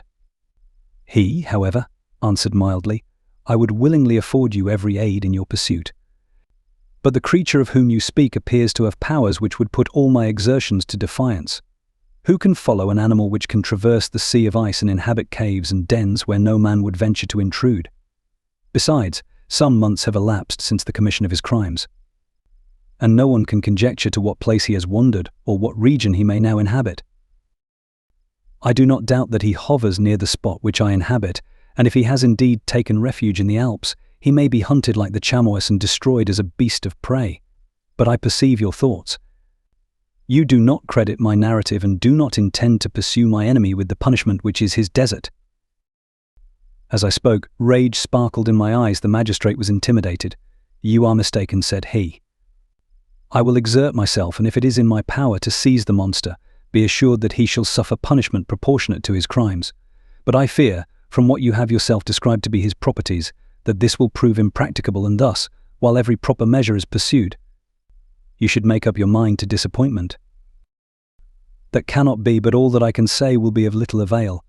My revenge is of no moment to you, yet, while I allow it to be a vice, I confess that it is the devouring and only passion of my soul. My rage is unspeakable when I reflect that the murderer, whom I have turned loose upon society, still exists. You refuse my just demand. I have but one resource, and I devote myself, either in my life or death, to his destruction." I trembled with excess of agitation as I said this. There was a frenzy in my manner, and something, I doubt not, of that haughty fierceness which the martyrs of old are said to have possessed. But to a Genevan magistrate, whose mind was occupied by far other ideas than those of devotion and heroism, this elevation of mind had much the appearance of madness. He endeavoured to soothe me as a nurse does a child, and reverted to my tale as the effects of delirium. "Man," I cried, "how ignorant art thou in thy pride of wisdom! Cease, you know not what it is you say." I broke from the house angry and disturbed, and retired to meditate on some other mode of action. Chapter 24. My present situation was one in which all voluntary thought was swallowed up and lost. I was hurried away by fury. Revenge alone endowed me with strength and composure. It moulded my feelings and allowed me to be calculating and calm at periods when otherwise delirium or death would have been my portion. My first resolution was to quit Geneva forever. My country, which, when I was happy and beloved, was dear to me, now in my adversity became hateful. I provided myself with a sum of money, together with a few jewels which had belonged to my mother, and departed. And now my wanderings began, which are to cease but with life. I have traversed a vast portion of the earth, and have endured all the hardships which travellers in deserts and barbarous countries are wont to meet. How I have lived, I hardly know. Many times have I stretched my failing limbs upon the sandy plain and prayed for death. But revenge kept me alive. I dared not die, and leave my adversary in being. When I quitted Geneva, my first labour was to gain some clue by which I might trace the steps of my fiendish enemy. But my plan was unsettled, and I wandered many hours round the confines of the town, uncertain what path I should pursue. As night approached, I found myself at the entrance of the cemetery where William, Elizabeth, and my father reposed. I entered it and approached the tomb which marked their graves. Everything was silent except the leaves of the trees, which were gently agitated by the wind. The night was nearly dark, and the scene would have been solemn and affecting even to an uninterested observer. The spirits of the departed seemed to flit around and to cast a shadow which was felt but not seen around the head of the mourner. The deep grief which this scene had at first excited quickly gave way to rage and despair. They were dead, and I lived. Their murderer also lived, and to destroy him I must drag out my weary existence. I knelt on the grass and kissed the earth, and with quivering lips exclaimed, "By the sacred earth on which I kneel, by the shades that wander near me, by the shades that wander near me, by the deep and eternal grief that I feel, I swear, and by thee, O night, and the spirits that preside over thee, to pursue the daemon who caused this misery, until he or I shall perish in mortal conflict. For this purpose I will preserve my life. To execute this dear revenge will I again behold the sun, and tread the green herbage of earth, which otherwise should vanish from my eyes forever. And I call on you, spirits of the dead, and on you, wandering ministers of vengeance, to aid and conduct me in my work. Let the cursed and hellish monster drink deep of agony. Let him feel the despair that now torments me." I had begun my adjuration with solemnity and an awe which almost assured me that the shades of my murdered friends heard and approved my devotion, but the furies possessed me as I concluded, and rage choked my utterance. I was answered through the stillness of night by a loud and fiendish laugh. It rang on my ears long and heavily. The mountains re-echoed it, and I felt as if all hell surrounded me with mockery and laughter. Surely in that moment I should have been possessed by frenzy and have destroyed my miserable existence, but that my vow was heard and that I was reserved for vengeance. The laughter died away when a well-known and abhorred voice, apparently close to my ear, addressed me in an audible whisper, "I am satisfied. Miserable wretch. You have determined to live, and I am satisfied." The fare was indeed coarse, such as the peasants of the country ate, but I will not doubt that it was set there by the spirits that I had invoked to aid me. Often when all was dry, the heavens cloudless, and I was parched by thirst, a slight cloud would bedim the sky, shed the few drops that revived me, and vanish. I darted towards the spot from which the sound proceeded, but the devil eluded my grasp. Suddenly the broad disk of the moon arose and shone full upon his ghastly and distorted shape as he fled with more than mortal speed. I pursued him, and for many months this has been my task. Guided by a slight clue, I followed the windings of the Rhone, but vainly. The blue Mediterranean appeared, and by a strange chance I saw the fiend enter by night and hide himself in a vessel bound for the Black Sea. I took my passage in the same ship, but he escaped, I know not how. Amidst the wilds of Tartary and Russia, although he still evaded me, I have ever followed in his track. Sometimes the peasants, scared by this horrid apparition, informed me of his path. Sometimes he himself, who feared that if I lost all trace of him I should despair and die, left some mark to guide me. The snows descended on my head, and I saw the print of his huge step on the white plain. To you first entering on life, to whom care is new and agony unknown, how can you understand what I have felt and still feel?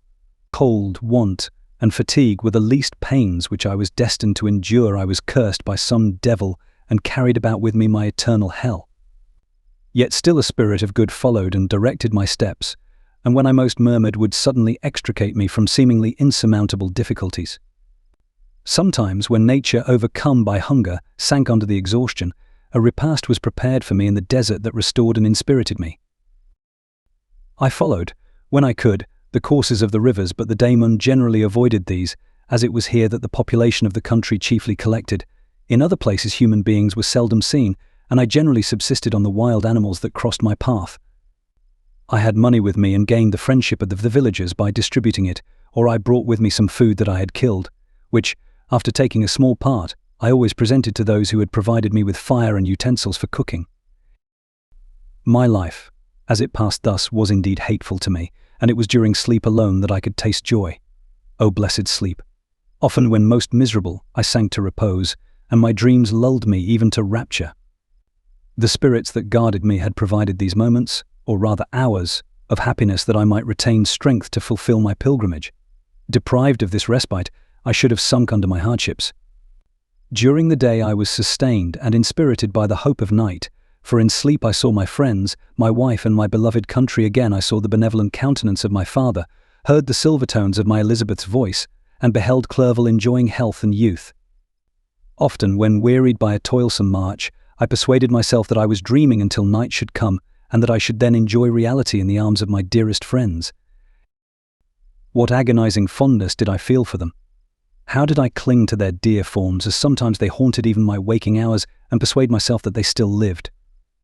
At such moments vengeance, that burned within me, died in my heart, and I pursued my path towards the destruction of the daemon more as a task enjoined by heaven, as the mechanical impulse of some power of which I was unconscious, than as the ardent desire of my soul. What his feelings were whom I pursued I cannot know. Sometimes, indeed, he left marks in writing on the barks of the trees or cut in stone that guided me and instigated my fury. My reign is not yet over. These words were legible in one of these inscriptions: "You live, and my power is complete. Follow me, I seek the everlasting ices of the north, where you will feel the misery of cold and frost, to which I am impassive. You will find near this place. If you follow not too tardily, a dead hare eat and be refreshed. Come on, my enemy, we have yet to wrestle for our lives, but many hard and miserable hours must you endure until that period shall arrive. Scoffing devil, again do I vow vengeance, again do I devote thee, miserable fiend, to torture and death. Never will I give up my search until he or I perish, and then with what ecstasy shall I join my Elizabeth and my departed friends, who even now prepare for me the reward of my tedious toil and horrible pilgrimage." As I still pursued my journey to the northward, the snows thickened and the cold increased in a degree almost too severe to support. The peasants were shut up in their hovels, and only a few of the most hardy ventured forth to seize the animals whom starvation had forced from their hiding places to seek for prey. The rivers were covered with ice, and no fish could be procured, and thus I was cut off from my chief article of maintenance. The triumph of my enemy increased with the difficulty of my labours. One inscription that he left was in these words: "Prepare. Your toils only begin. Wrap yourself in furs and provide food, for we shall soon enter upon a journey where your sufferings will satisfy my everlasting hatred." My courage and perseverance were invigorated by these scoffing words. I resolved not to fail in my purpose, and calling on heaven to support me, I continued with unabated fervour to traverse immense deserts until the ocean appeared at a distance and formed the utmost boundary of the horizon. Oh, how unlike it was to the blue seasons of the south. Covered with ice, it was only to be distinguished from land by its superior wildness and ruggedness. The Greeks wept for joy when they beheld the Mediterranean from the hills of Asia and hailed with rapture the boundary of their toils. I did not weep, but I knelt down and with a full heart thanked my guiding spirit for conducting me in safety to the place where I hoped, notwithstanding my adversary's jibe, to meet and grapple with him. Some weeks before this period I had procured a sledge and dogs, and thus traversed the snows with inconceivable speed. I know not whether the fiend possessed the same advantages, but I found that, as before I had daily lost ground in the pursuit, I now gained on him, so much so that when I first saw the ocean he was but one day's journey in advance, and I hoped to intercept him before he should reach the beach. With new courage, therefore, I pressed on, and in 2 days arrived at a wretched hamlet on the seashore. I inquired of the inhabitants concerning the fiend and gained accurate information.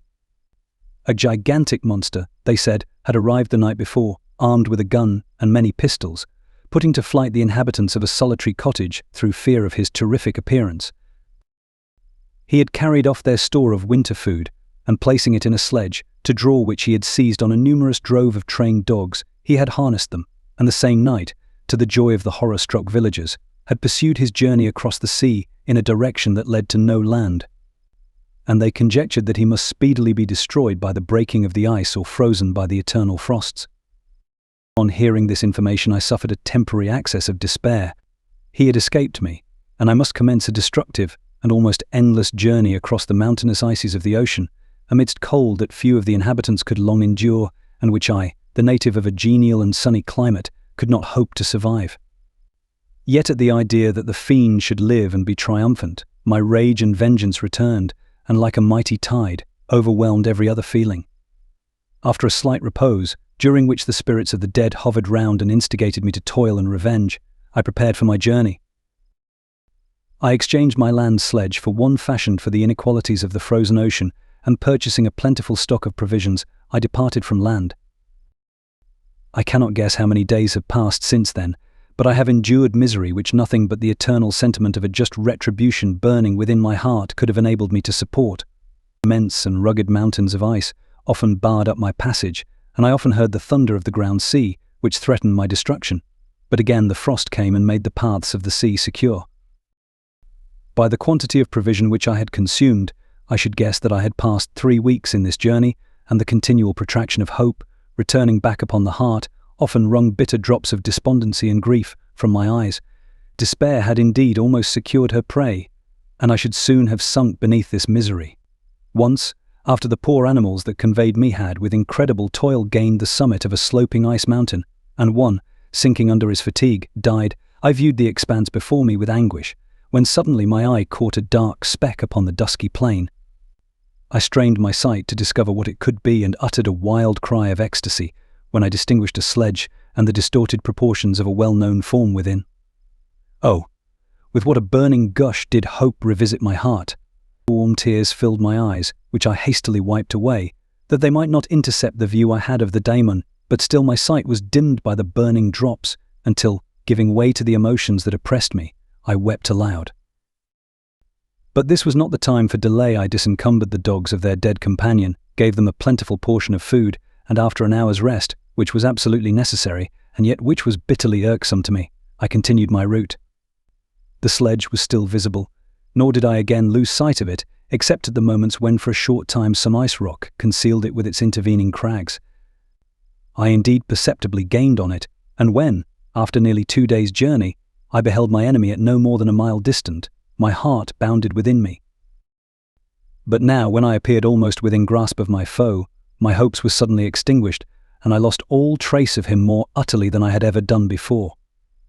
Aground sea was heard the thunder of its progress, as the waters rolled and swelled beneath me, became every moment more ominous and terrific.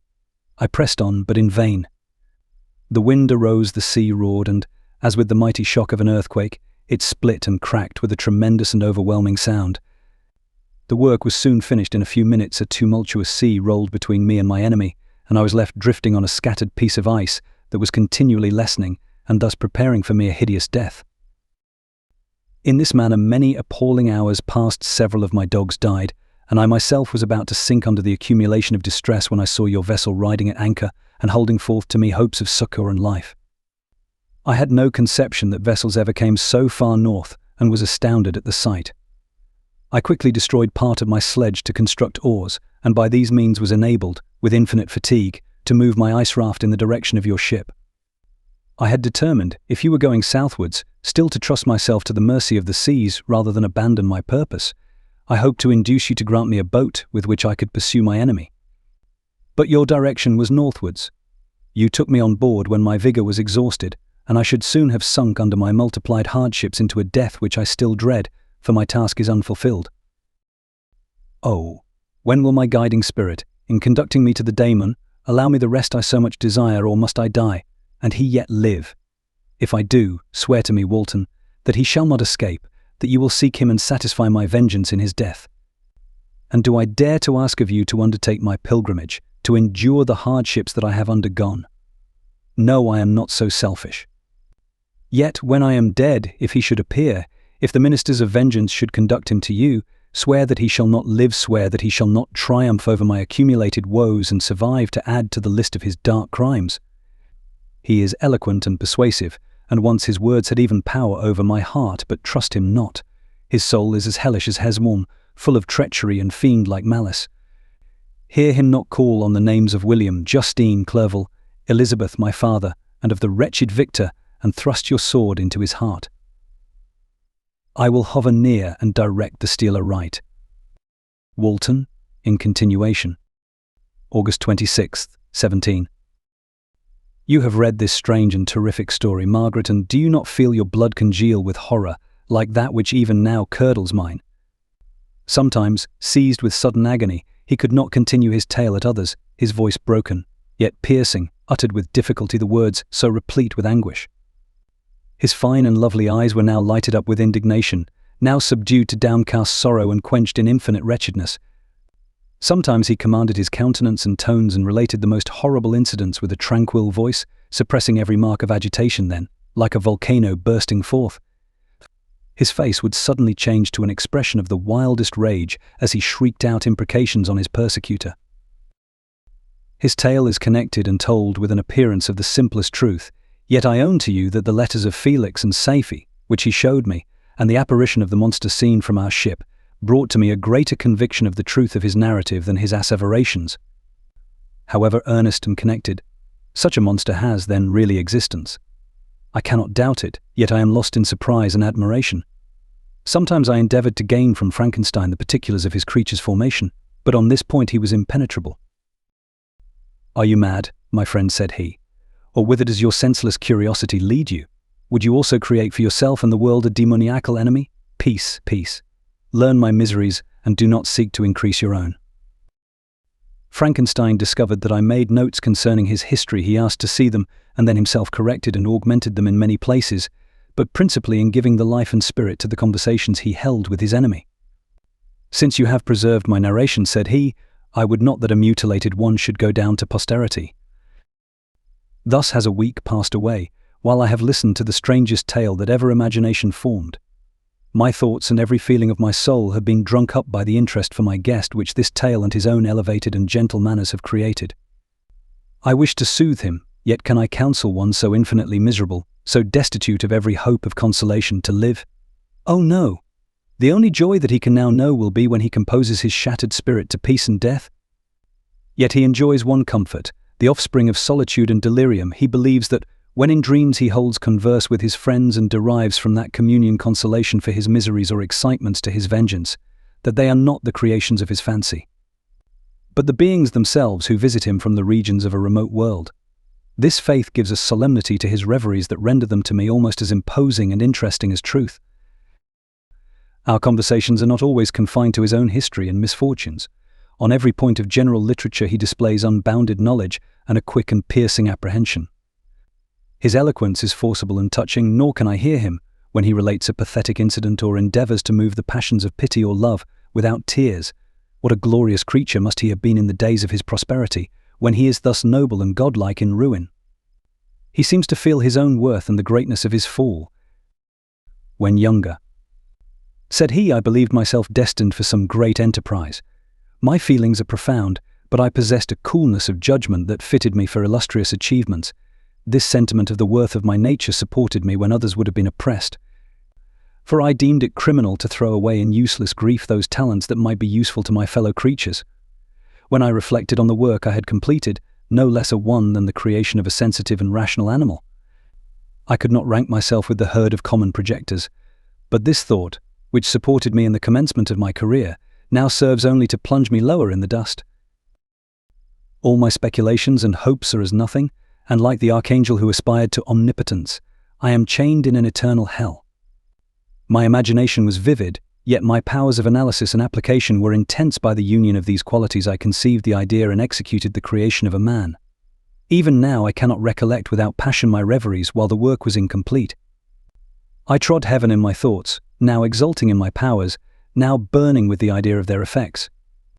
From my infancy I was imbued with high hopes and a lofty ambition, but how am I sunk? Oh, my friend, if you had known me as I once was, you would not recognize me in this state of degradation. Despondency rarely visited my heart. A high destiny seemed to bear me on, until I fell never, never again to rise. Must I then lose this admirable being? I have longed for a friend, I have sought one who would sympathize with and love me. Behold, on these desert seas I have found such a one, but I fear I have gained him only to know his value and lose him. I would reconcile him to life, but he repulses the idea. I thank you, Walton, he said, for your kind intentions towards so miserable a wretch, but when you speak of new ties and fresh affections, think you that any can replace those who are gone? Can any man be to me as Clerval was? Or any woman another Elizabeth? Even where the affections are not strongly moved by any superior excellence, the companions of our childhood always possess a certain power over our minds which hardly any later friend can obtain.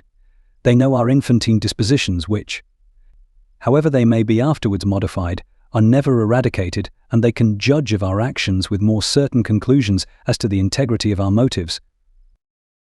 A sister or a brother can never, unless indeed such symptoms have been shown early, suspect the other of fraud or false dealing, when another friend, however strongly he may be attached, may, in spite of himself, be contemplated with suspicion. But I enjoyed friends, dear not only through habit and association, but from their own merits, and wherever I am, the soothing voice of my Elizabeth and the conversation of Clerval will be ever whispered in my ear. They are dead, and but one feeling in such a solitude can persuade me to preserve my life. If I were engaged in any high undertaking or design, fraught with extensive utility to my fellow creatures, then could I live to fulfill it. But such is not my destiny. I must pursue and destroy the being to whom I gave existence, then my lot on earth will be fulfilled, and I may die. My beloved sister.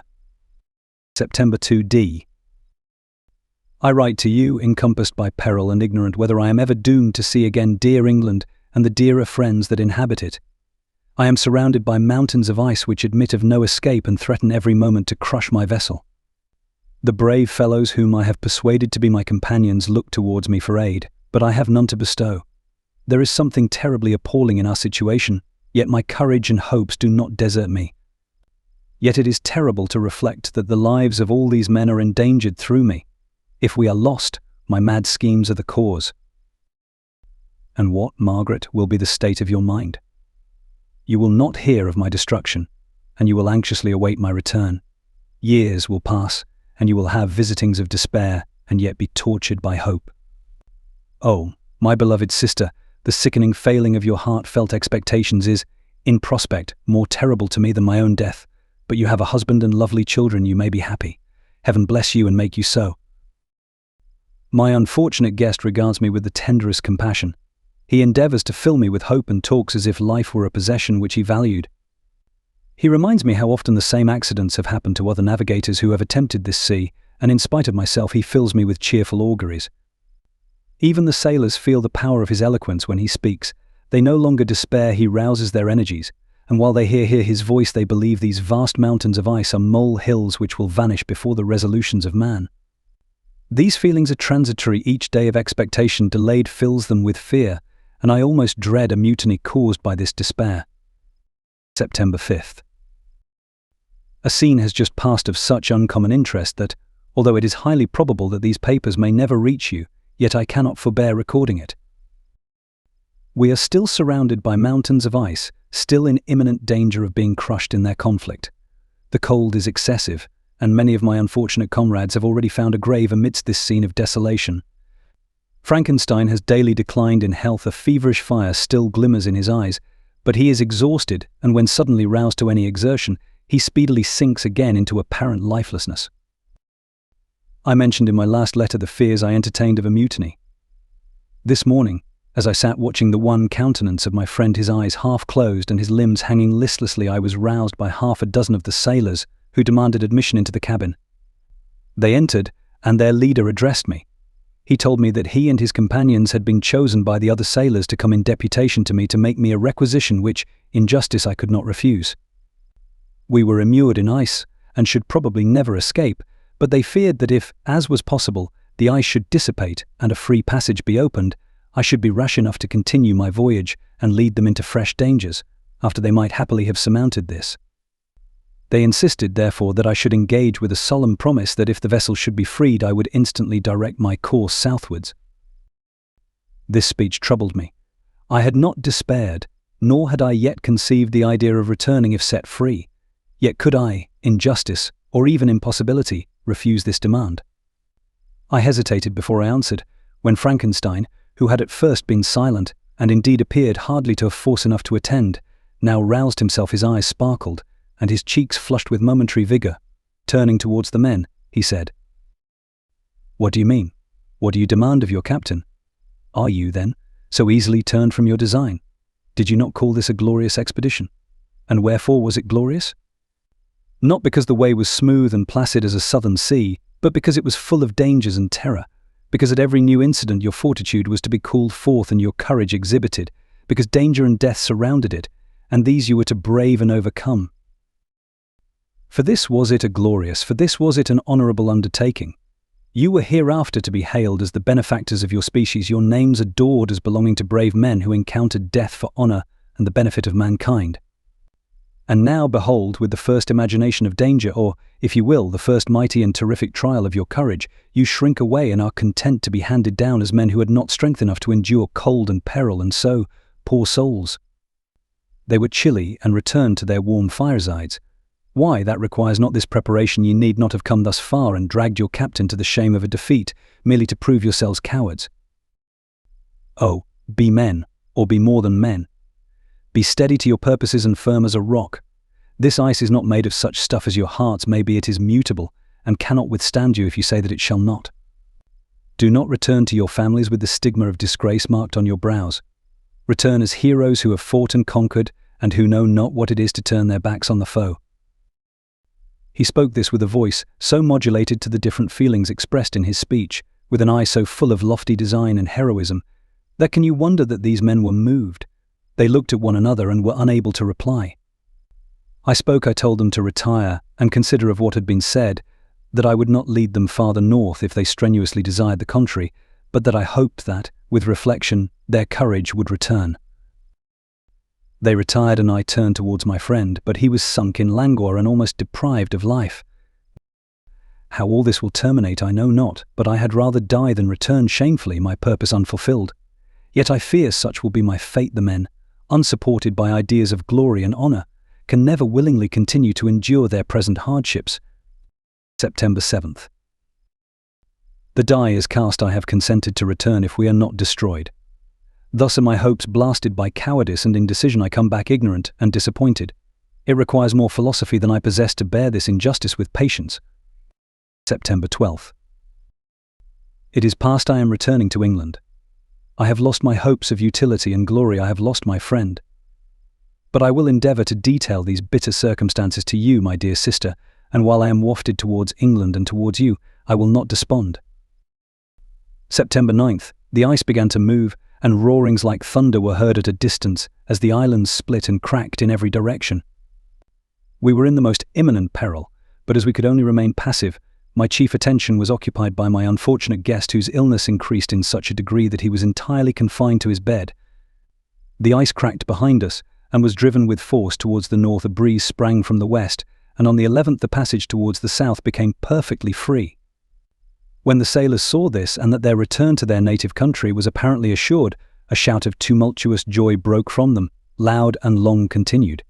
Frankenstein, who was dozing, awoke and asked the cause of the tumult. "They shout," I said, "because they will soon return to England." "Do you, then, really return?" "Alas.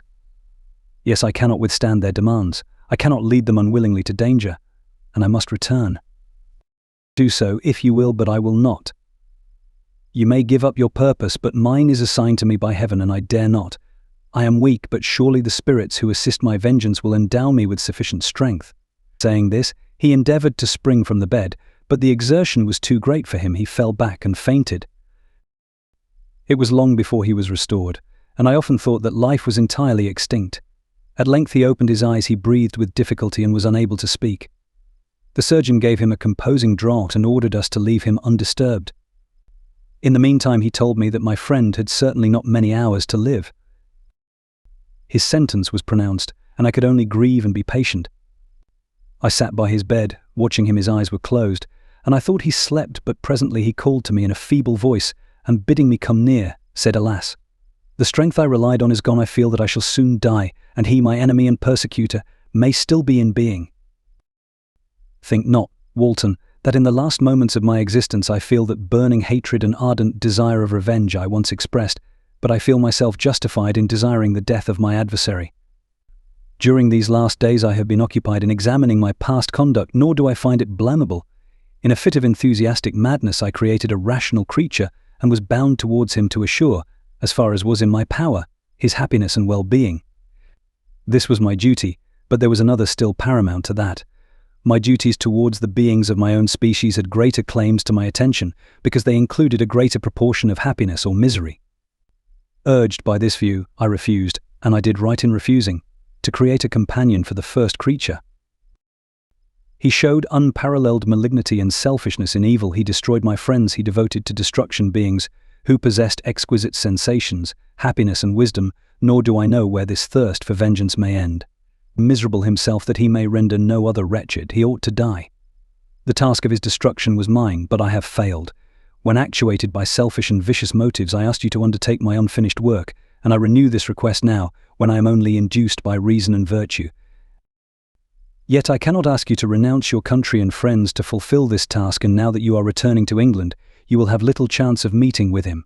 But the consideration of these points, and the well-balancing of what you may esteem your duties, I leave to you. My judgment and ideas are already disturbed by the near approach of death. I dare not ask you to do what I think right, for I may still be misled by passion. That he should live to be an instrument of mischief disturbs me in other respects. This hour, when I momentarily expect my release, is the only happy one which I have enjoyed for several years. The forms of the beloved dead flit before me, and I hasten to their arms. Farewell, Walton. Seek happiness in tranquility and avoid ambition, even if it be only the apparently innocent one of distinguishing yourself in science and discoveries. Yet why do I say this? I have myself been blasted in these hopes, yet another may succeed. His voice became fainter as he spoke, and at length, exhausted by his effort, he sank into silence. About half an hour afterwards he attempted again to speak, but was unable. He pressed my hand feebly, and his eyes closed forever, while the irradiation of a gentle smile passed away from his lips. Margaret, what comment can I make on the untimely extinction of this glorious spirit? What can I say that will enable you to understand the depth of my sorrow? All that I should express would be inadequate and feeble. My tears flow, my mind is overshadowed by a cloud of disappointment. But I journey towards England, and I may there find consolation. I am interrupted. What do these sounds portend? It is midnight, the breeze blows fairly, and the watch on deck scarcely stir. Again there is a sound as of a human voice, but hoarser it comes from the cabin, where the remains of Frankenstein still lie. I must arise and examine.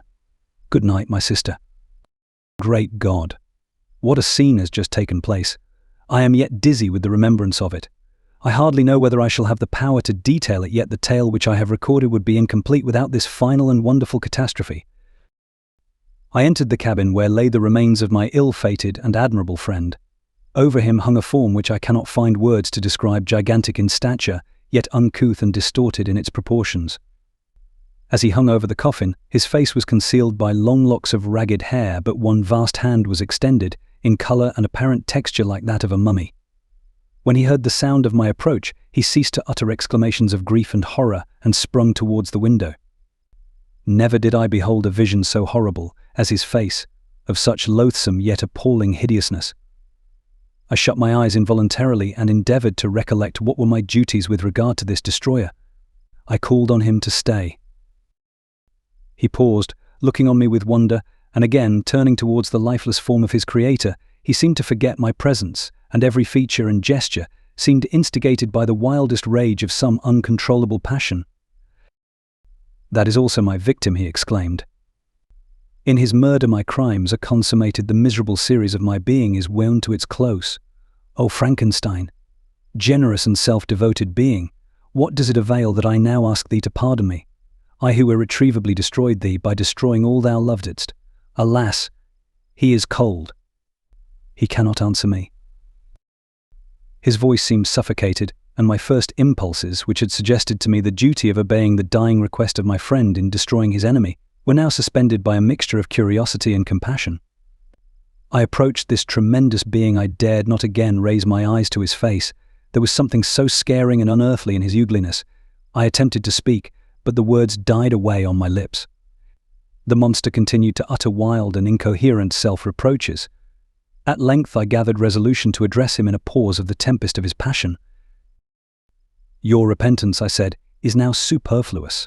If you had listened to the voice of conscience and heeded the stings of remorse before you had urged your diabolical vengeance to this extremity, Frankenstein would yet have lived." "And do you dream?" said the daemon.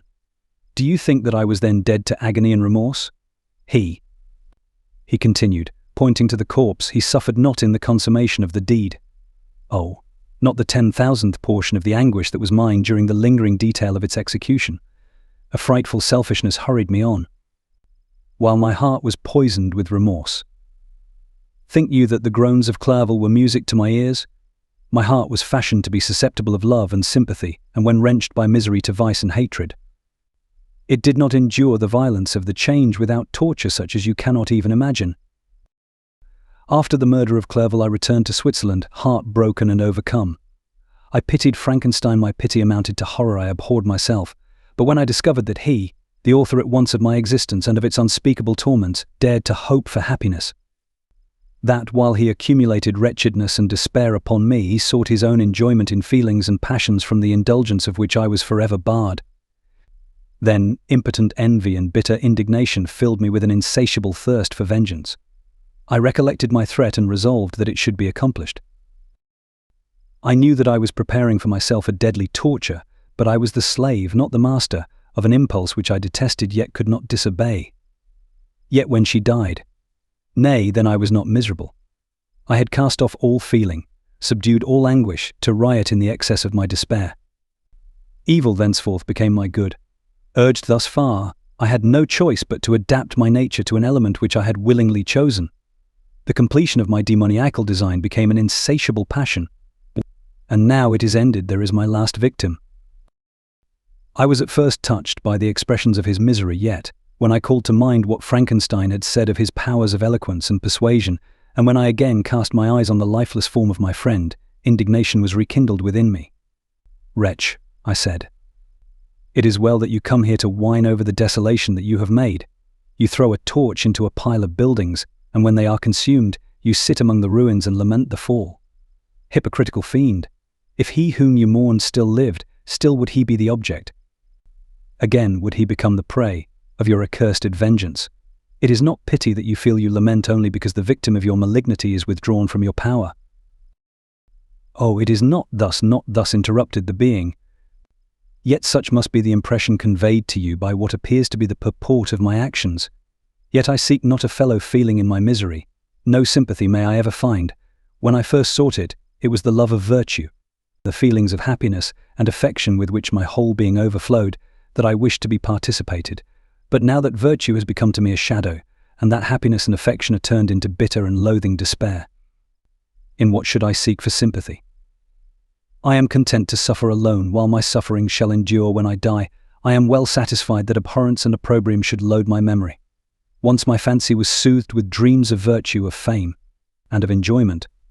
Once I falsely hoped to meet with beings who, pardoning my outward form, would love me for the excellent qualities which I was capable of unfolding. I was nourished with high thoughts of honor and devotion. But now crime has degraded me beneath the meanest animal. No guilt, no mischief, no malignity, no misery can be found comparable to mine. When I run over the frightful catalogue of my sins, I cannot believe that I am the same creature whose thoughts were once filled with whence sublime and transcendent visions of the beauty and the majesty of goodness. But it is even so the fallen angel becomes a malignant devil. Yet even that enemy of God and man had friends and associates in his desolation. I am alone. You, who call Frankenstein your friend, seem to have a knowledge of my crimes and his misfortunes, but in the detail which he gave you of them, he could not sum up the hours and months of misery which I endured wasting in impotent passions. For while I destroyed his hopes, I did not satisfy my own desires. They were forever ardent and craving. Still I desired love and fellowship, and I was still spurned. Was there no injustice in this? Am I to be thought the only criminal, when all humankind sinned against me? Why do you not hate Felix, who drove his friend from his door with contumely? Why do you not execrate the rustic who sought to destroy the saviour of his child? Nay, these are virtuous and immaculate beings. I, the miserable and the abandoned, am an abortion, to be spurned at, and kicked, and trampled on. Even now my blood boils at the recollection of this injustice. But it is true that I am a wretch. I have murdered the lovely and the helpless. I have strangled the innocent as they slept, and grasped to death his throat, who never injured me or any other living thing. I have devoted my Creator, the select specimen of all that is worthy of love and admiration among men, to misery. I have pursued him, even to that irremediable ruin. There he lies, white and cold in death. You hate me. But your abhorrence cannot equal that with which I regard myself.